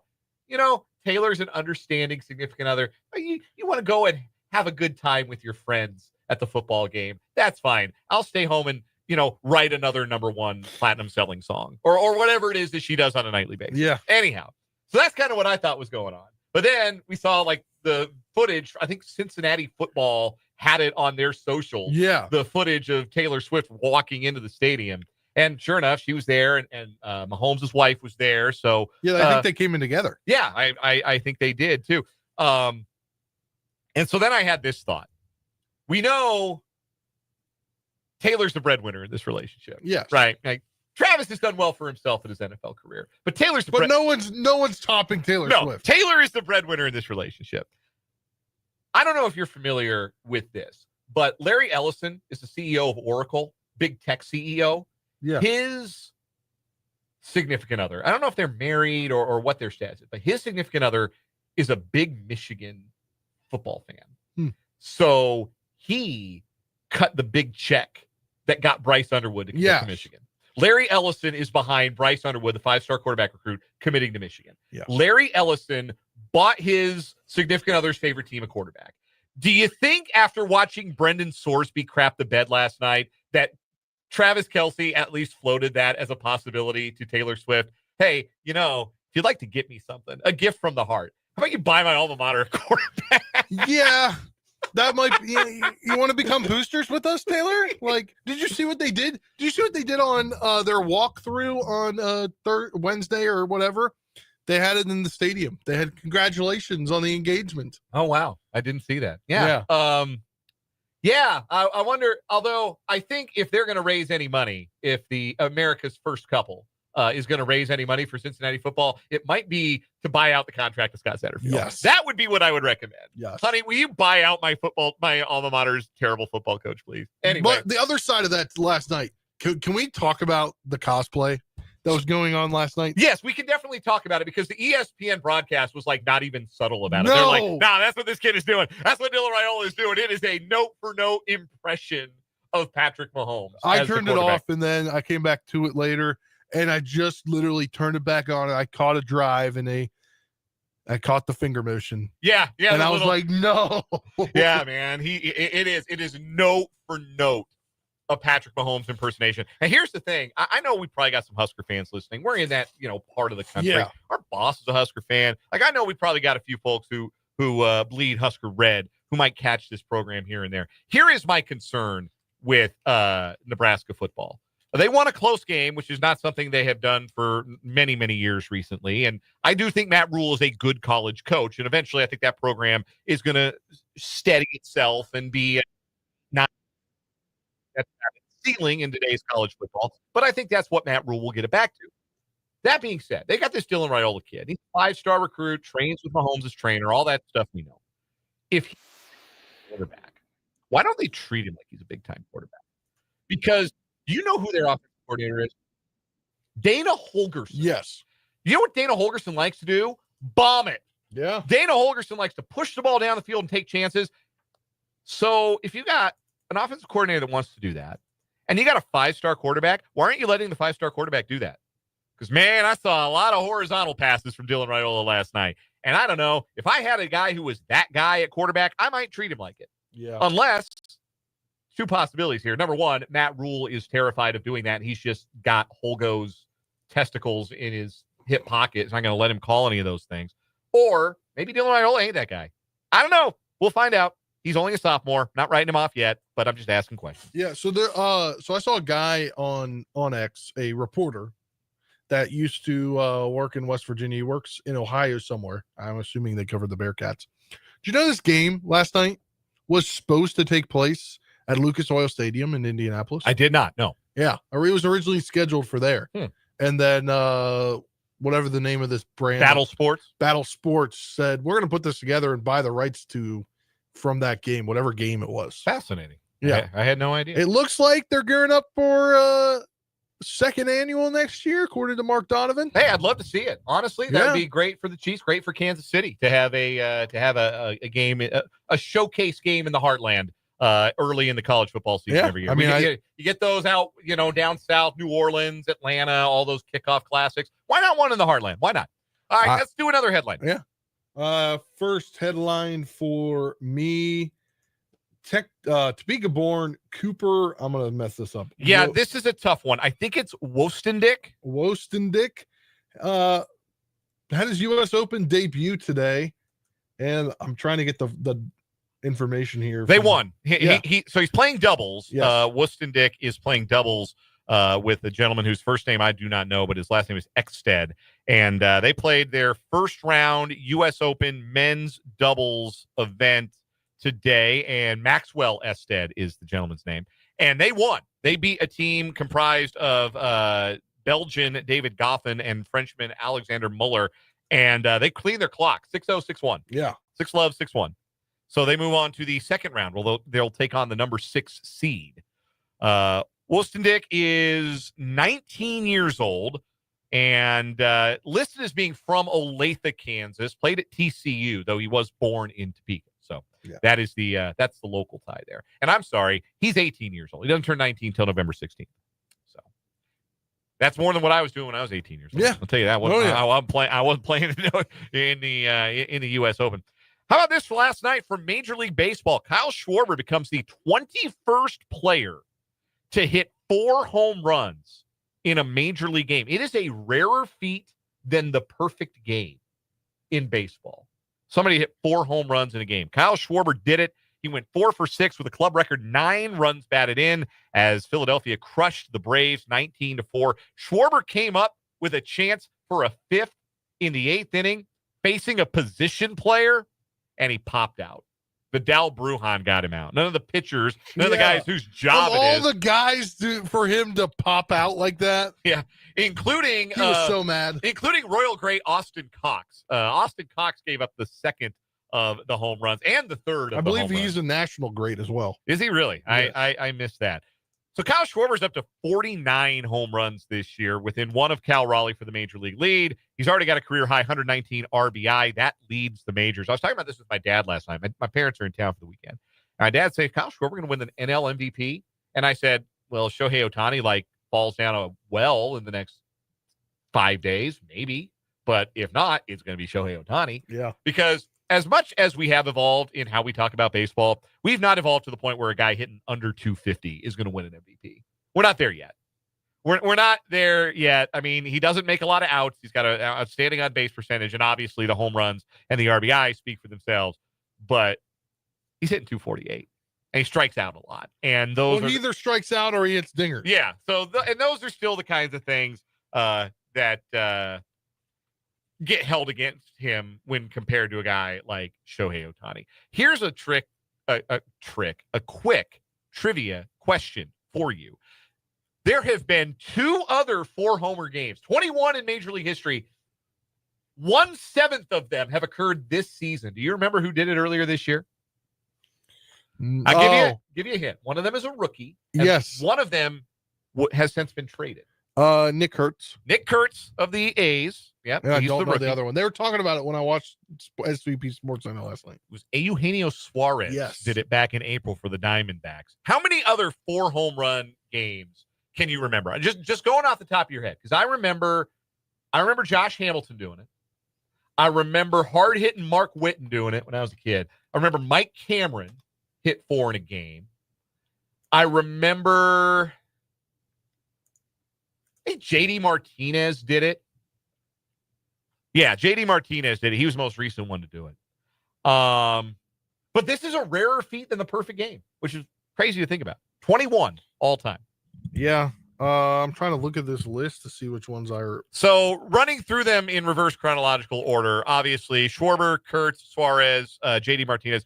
I remember that one. Jeanette. I remember that one too. Scooter Jeanette hit 4 home runs in a game for the Reds in 2017. I don't know that he hit 4 more career home runs. That was wild. Shout out Scooter Jeanette. I had forgotten about that. Josh Hamilton in 2012. Carlos Delgado in 2003. Sean Green, 2002. I remember that one.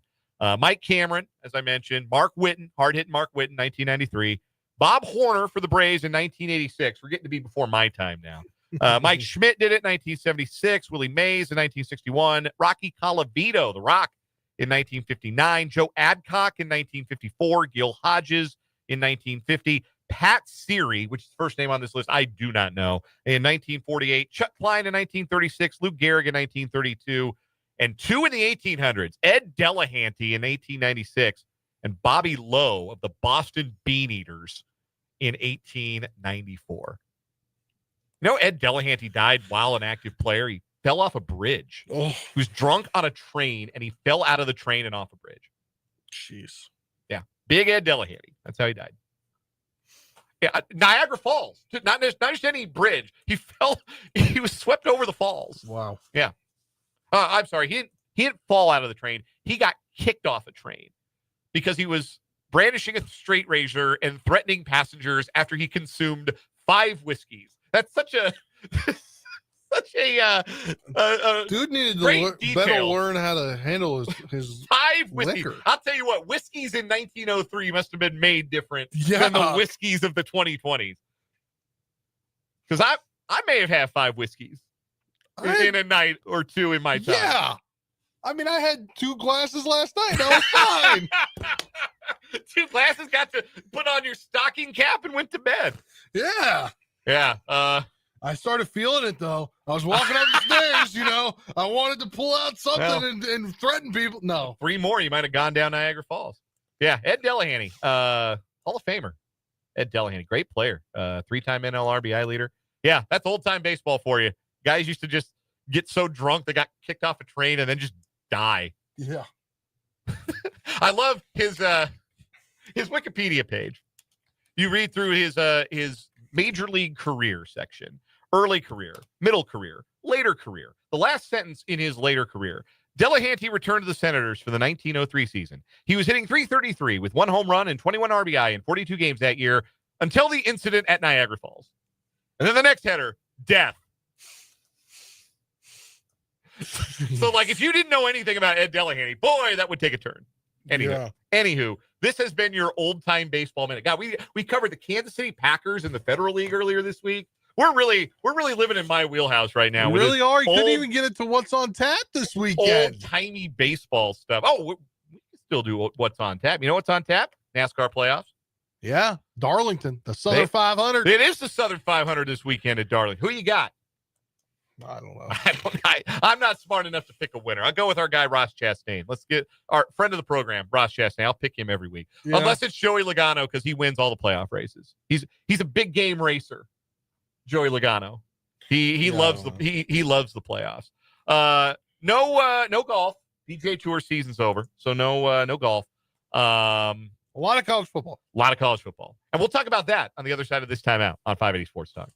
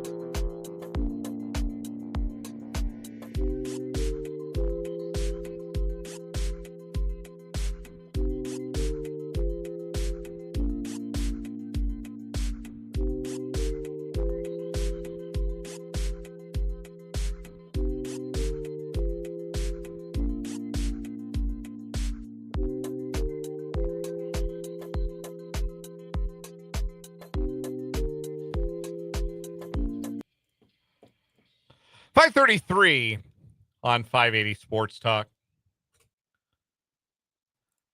Appreciate our audience. Appreciate you hanging out with us on a Friday. Appreciate you letting me take you down a Wikipedia wormhole for a baseball player from the 1890s. You never know where we're going to go on a Friday. You can get a little loose around here. Yeah, we've got a college football weekend to talk about, though. I think it's even worse on a holiday weekend Friday. Oh, yeah. Because, like, we don't get much social interaction in the studio because a lot of people take the weekend off. Yeah, that's true. Yeah, we're like being let out of a cage for sure. We got a full college football weekend ahead, and we'll talk about some of the games that are coming up. Last night, though, big statement from South Florida in pounding Boise State. A lot of talk last night that Ashton Genty should retroactively have been awarded the Heisman Trophy because apparently he was floating that Boise State team last year because without him, boy, they couldn't even get to 3 yards of carry against South Florida, who is expected to be a decent team in the American, but not anything real special. Love that fake punt, though, where they snuck the backup quarterback on the field as the punter. That was great. Man, that was brilliant. So that was the maybe the most noteworthy and maybe surprising to most results. Got to say, Big 12 was underwhelming last night. And we had the Cincinnati loss to Nebraska. I am going to brave the box score one more time because the first time I saw the final stat line for Brendan Sorsby, I almost vomited in my mouth. Brendan Sorsby last night. He ran for 13 carries and 96 yards and 2 touchdowns. Let's give him credit where it's due. Brendan Sorsby threw the air last night for Cincinnati. 13 of 25 for 69 yards. No touchdowns, 1 interception. That is 2.8 yards per attempt. Ugh. Ugh. That is puke. Brendan Sorsby, Brendan Dworzinski and I were talking about this off air. He is like if Rocco Becht had no dog in him and no clutch gene whatsoever. That's what you'd get. Like, there's a little bit of physical similarity. The passing isn't always great, but like Becht is going to make the big play in the biggest moment because he just refuses to lose. Brendan Sorsby underthrew a receiver in a one-on-one down the sideline, threw a pick in the final minute. His team lost. So that's what you're getting with Cincinnati this year. They lose to Nebraska. Everybody else in the Big 12 won, but it wasn't pretty. UCF needed a last-minute TD to beat Jacksonville State in a game that got delayed 3.5 hours. Your boy streaker? No, I did not. Hilarious. Your boy Cam Fancher has already lost the quarterback job there in Orlando, it would appear. Not surprised. He got ran out of Huntington. He can get run out of wherever UCF is.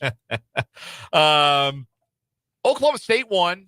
They were less than convincing in a 27-7 win over UT Martin. They also lost their starting quarterback. Hoss Haney broke his foot, and so he's going to miss, it sounds like, at least the next month of action, which is a tough break because he had come out and I guess looked pretty good early. I didn't see any of that game, but they're going to have to go to their backup plan, which is Zane Flores. Houston didn't do a ton on offense, but they didn't have to. Their defense was really good. They shut out Stephen F. Austin 27-0. So the Big 12 goes 3-1 on the opening night of college football. The big games tonight, I mentioned it. Obviously, there's a game of local interest tonight. KU and Wagner kicks off at 6:30. But the big games tonight, Auburn and Baylor in Waco, Georgia Tech at Colorado in Boulder. I don't know if you saw this, but Coach Prime wasn't joking. He had the cancer that he has beaten and had his cancerous prostate removed. And had made a reference that, hey, look, if you see a portable toilet on the sideline, that's real. Yeah. I need that. Yeah. There is not only a portable toilet, it is sponsored by Depend, the adult underwear brand. Well, I mean, you got to make the most of it, right? Like, if you're going to get it there, it's going to be maybe in the way of somebody, then you got to make it sponsored. You got to be able to, it's going to be seen. Only Deion Sanders could go get an endorsement deal for a sideline toilet. Yeah, it's a cover, like you cover the injury. You go in the blue tent. It's a cover for the portable restroom. Now. Yeah, it's on the social media. Yeah, good for, like I said at the time. Good for Deion for being public about it, being open about it, being self-effacing about it, talking about it, and encouraging more men to get the prostates checked because that is important stuff. I know our friend Tim Fitzgerald would say the very same thing. So good for Deion. And, of course, because it's Deion, he's going to get a bag out of it. Oh, yeah. only Deion going to find a way to get a bag out of it. But those are the big games tonight. Then Saturday, obviously, biggest game of the weekend, Texas and Ohio State. You didn't weigh in. Who do you think is going to win? Ooh. I don't know. You're at the shoe. Big noon kickoff. Both players both quarterbacks Pretty new. Ooh, it's hard to play at the shoe. Everyone's ready for college football season. I think Texas comes out with the win. Yeah, Ohio State just lost so much. And again, if Texas has the better quarterback in this game, I think they have the better coach in this game. I think they'll find a way to win. I think they can find a way to go in. I mean, look, if Michigan without a quarterback could beat last year's Ohio State team at the shoe, then maybe the shoe's not so scary. I don't know. Just throwing that out there. Maybe it's not so big and tough. That monument to fascism there in Columbus, Ohio. I don't like Ohio State football. I don't know if I've ever made that clear. Other big games Saturday. It's a big game in terms of brands, but I don't think it's going to be a very close game. Alabama's at Florida State. I think Bama's going to take, I think Mike Norvell's on borrowed time there in Tallahassee. Obviously, the game of local interest is a 6:00 kick tomorrow, Kansas State against North Dakota. You can catch that over on our sister station, the Big 94.5 Country, pregame at 4 o'clock on the K-State Sports Network from Learfield. The big national game in the late window, number 9 LSU at number 4 Clemson. I love how many of these games are on campus sites. Like, we've got some neutral site games. Syracuse and Tennessee are playing at Mercedes-Benz Stadium in Atlanta. That will be a very orange game. I know that much. But I love that Texas Ohio State is at Columbus. And I love that LSU Clemson is at Memorial Stadium. Yeah. Where we get to see the touching of Howard's Rock and the run down the field or down the hill to the field. What time is this game at? That's a 6:30 kick on ABC. 6:30 Central? 6:30 Central. Ooh, so I wonder if they'll do the bus drive too. I think they always do. They always do the bus. I meant like show it on the broadcast. I hope so. Yeah, I would imagine they'll start their coverage a little early, maybe 6 o'clock. I love traditions. On. Traditions are my favorite part of college football. No matter if I hate a team or love a team, just the different traditions separate schools from other schools. No, 100%. Like, yeah. What team entrance are you familiar with in pro football? Like, who comes out in a cool way in pro football? It's like, well, Ray Lewis did a dance. Like, who cares? Nah, man. Running down a hill, touching a rock, named after a coach who coached like 50 years ago. Yeah. Why? Because it makes sense to us. Why do you throw the toilet paper at Toomer's Corner? Because at Auburn. Like, what's the deal behind the statue at Ole Miss? Oh, that's Chucky Mullins. Read up on your history. Like, Enter Sandman of Virginia Tech with the lunch pail. Of Virginia Tech and the lunch pail. Yeah. That's what makes college football brings it alive. So I'm glad that we get that, because that will be that will bring that game to life. Should be a really good game. Two teams that I think have a lot to prove this year. I think Clemson can be really, really good. I think their defensive line is the best in the country. I think they're going to give LSU some hell. And also Brian Kelly's teams and early season losses name a more iconic duo. So I'm taking Clemson in that one. I think Clemson finds a way to win that one. Then the late window is cool too. You've got Hawaii at Arizona on TNT. That's the first Big 12 game on TNT and the Turner networks with that new TV deal the Big 12 has. Arizona hosting the upstart Hawaii Rainbows. And then you got Utah at UCLA. Utah facing Nico Iamaleava and UCLA. Yeah. And maybe it's only interesting to me because I have a personal local tie, but Colorado State's at Washington on the Big Ten Network. Hey, listen, good news. I'm going to tell my wife, good news, honey. You don't have to wake up if Asher's fussy at 11 or 11:30 or midnight. Your husband's going to be awake watching college football. Yeah. I'll be up all night for that. Sunday, Virginia Tech at South Carolina. I think South Carolina is going to be really good. That game is also at Mercedes-Benz Stadium. I think South Carolina is going to be really – I think they're a playoff team. So that'll be a fun one to watch. Then Notre Dame at Miami. That game again at Miami. Not a campus site, but a home game, true home game for Miami. New quarterback at Notre Dame, which is my only hesitation. I'm picking them to win because I think Mario Cristobal in big games is not anything I want anything to do with. Yeah. So I think Notre Dame wins, but yeah, we'll see how CJ Carr does. Lloyd Carr's grandson, the former Michigan head coach. It's his grandson quarterbacking Notre Dame. And Monday, a game you can hear right here on 580 WIBW and FM 104.9, just like you can hear Texas and Ohio State here on 580 WIBW and FM 104.9 on Saturday morning/afternoon. Monday night, Bill Belichick's college coaching debut, TCU at North Carolina. And this is one that I think is important for the Big 12. It's a solo game, solo window. It's the only Monday night college football game of the season.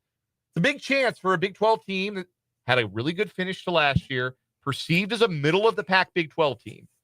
They go out and put it on Bill Belichick. That serves notice about the Big 12 conference. Yeah. That's a big prove-it opportunity for the Big 12 on that Monday night. So, hey, we've got a game going on right now of interest to maybe Kansas State fans for next week or the week after. Yes, Army. They're playing Tarleton State. At the second quarter just started up 7-3. Who's that up 7-3? Army. Okay, I was about to say. Army's got a brand new quarterback this year.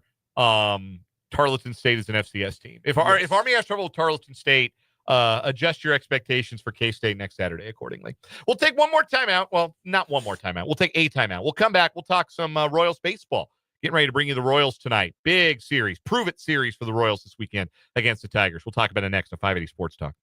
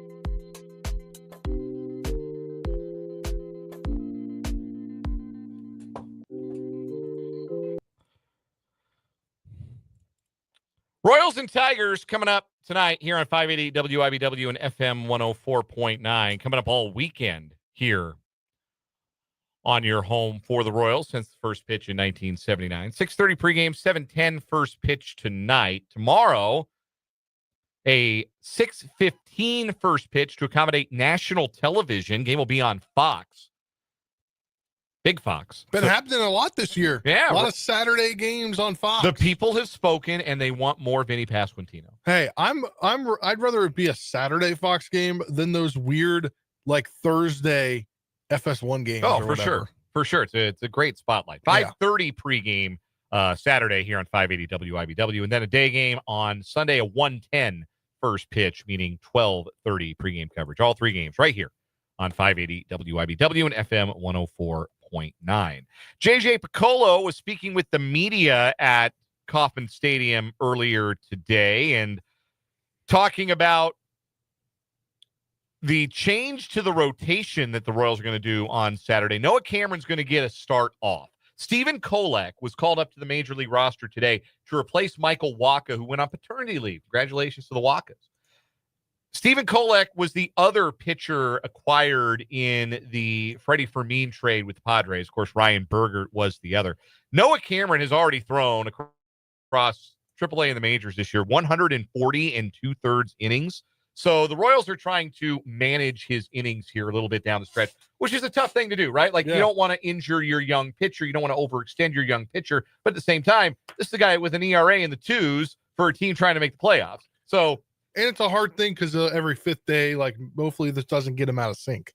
It's a balancing act for sure. But Stephen Kolek's been called up from AAA, and he will get the start on Saturday. Michael Wacha will be back on Sunday. They'll send Kolek back down, and Wacha will be reactivated from the paternity list, and he is still scheduled to make his Sunday start. Speaking of starting pitchers, J.J. Piccolo also with some comments on Cole Reagan, saying they are hoping he returns this year. A quote from Piccolo, Jackson Stone, MLB.com, with these quotes. I think he's going to try to throw a live BP this weekend. If all goes well, you get him out on a rehab assignment. And then if everything goes right, you have a decision to make. Are you going to bring him back and activate him when he's at 45, 50 pitches and have a reliever behind him to get you through the 6th or 7th?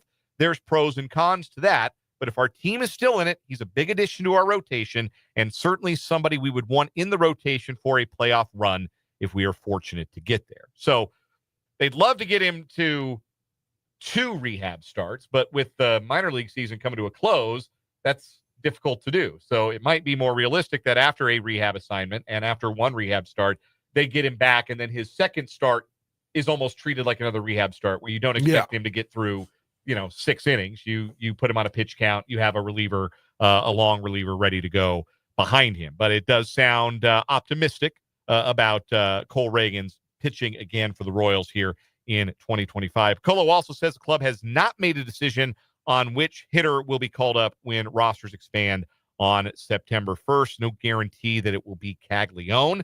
Regarding Cags, quote, we have guys that play the positions that he plays, so it makes it more difficult to see him getting on the field every day, but that's okay too. If he can help us win, that's what we want. Who's going to help us win more games? That's what it's going to come down to. I still think it makes sense to have him, even if you're not going to play him every day, as somebody you can fire off the bench in the late innings if you need a big swing to turn a game. I still think that makes more sense. That's going to be more valuable potentially than like the general level of competence that John Rave might give you. So we'll see, but it'll be an interesting decision that Piccolo makes on Monday. Tonight's game, Seth Lugo, rough outing his last time out. Really, 3 of his last 4 have been, or 4 of his last 5 have been pretty ugly. He'll try and steady the ship tonight. Chris Paddock is on the mound for Detroit. Quickly run you through the lineups for Kansas City tonight. It'll be Mike Yastrzemski in right field leading off, followed by Bobby Witt Jr. at short. Then he Pasquantino at first, Michael Garcia at third, and Salvador Perez behind the dish, batting 5th. Batting 6th will be the DH, Adam Frazier, then second baseman Jonathan India, left fielder Michael Massey, and center fielder Kyle Isbell. A lot of at bats for Massey. I think this is to find out if he can help them, because I wouldn't be surprised, honestly, if they don't think Massey's bat is all the way, because Massey and Frazier are pretty much the same guy. Interchangeable, honestly. If they don't think Massey can help them in September, I wouldn't be surprised if they sent him down and they went with Rave and then an extra position player just to give them a little bit more in the outfield, because Massey is like, when he's healthy, when he's going good, his glove is an asset at second base and he hits for some power, but him and Adam Frazier are left-handers that can play around the diamond. So maybe they only keep one of them, and unless Massey's really giving them something offensively. So he's definitely auditioning, and I would expect to see him throughout the weekend. The lineup for the Tigers tonight, Colt Keith will DH and lead off as the Tigers load the top of their order with left-handers against Lugo, who's struggled mightily with them all season. Gleyber Torres is the second baseman. Kerry Carpenter is in right field batting third. Riley Green will hit cleanup in left. Spencer Torkelson is the first baseman batting 5th. Then center fielder Wencel Perez, catcher Dylan Dingler, third baseman Zach McKinstry. Javi Baez is a shortstop batting 9th. Pre-game at 6:30, first pitch at 7:10. To answer a quick question from a texter, we've told you all about where you can hear K-State football and the Royals. quick confirmation that the Washburn football game against Truman State tomorrow will be in our sister station, Country 106.9, the home of the Ichabods. You'll hear the Ichabods all year long over on Country 106.9. Back with a final word after this.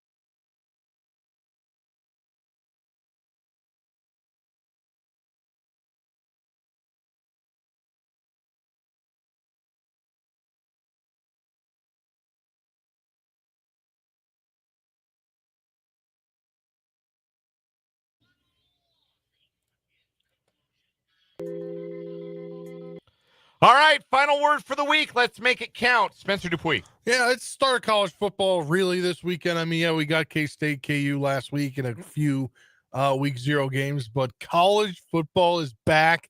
The best time of year is literally has started, really. I mean, like on full swing coming up here in the next hour or so. And then we get 4 nights of college football. And then the NFL starts next week with a Thursday night, Friday night Chiefs game, and then all Sunday and a Sunday night and Monday night slate. It is full steam ahead. We'll have high school football returning next week. We mentioned Washburn starting tomorrow on Country 106.9. It's the best time of year, folks, and I am ready for it. But apologize if Monday I may not be as in it with the takes because I am going to None of us are going to be in it with the takes on Monday because we're taking the day off. Tuesday. Going to a once-in-a-lifetime concert at my college football stadium at Marshall. Who are you saying? Zach Bryan. Oh, very cool. Playing a small town in West Virginia. How about that? Doesn't happen. Very cool. Anyway, my final word for the weekend is this. The Royals need to win this series against the Detroit Tigers this weekend. And on the one hand, yeah, duh. I'm not telling you anything you don't know regarding the standings, regarding the playoff odds. Royals need to start stacking up some wins, and they need to do so in a hurry, expeditiously, if you will. So from that end, the simple fact of the standings dictates that the Royals need to protect their home field and win this series.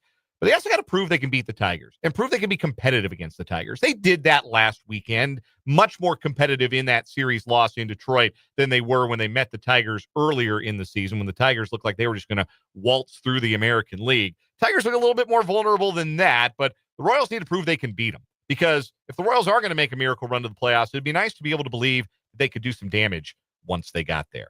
That'll do it for us. We got overtime coming up. Take you to 6:30, take you up to Royals baseball. Jam-packed weekend of sports on the Alpha Media family of stations. We're off Monday. We're back Tuesday. For Brennan and Spencer, I'm Dan. This is 580 Sports Talk. Good night.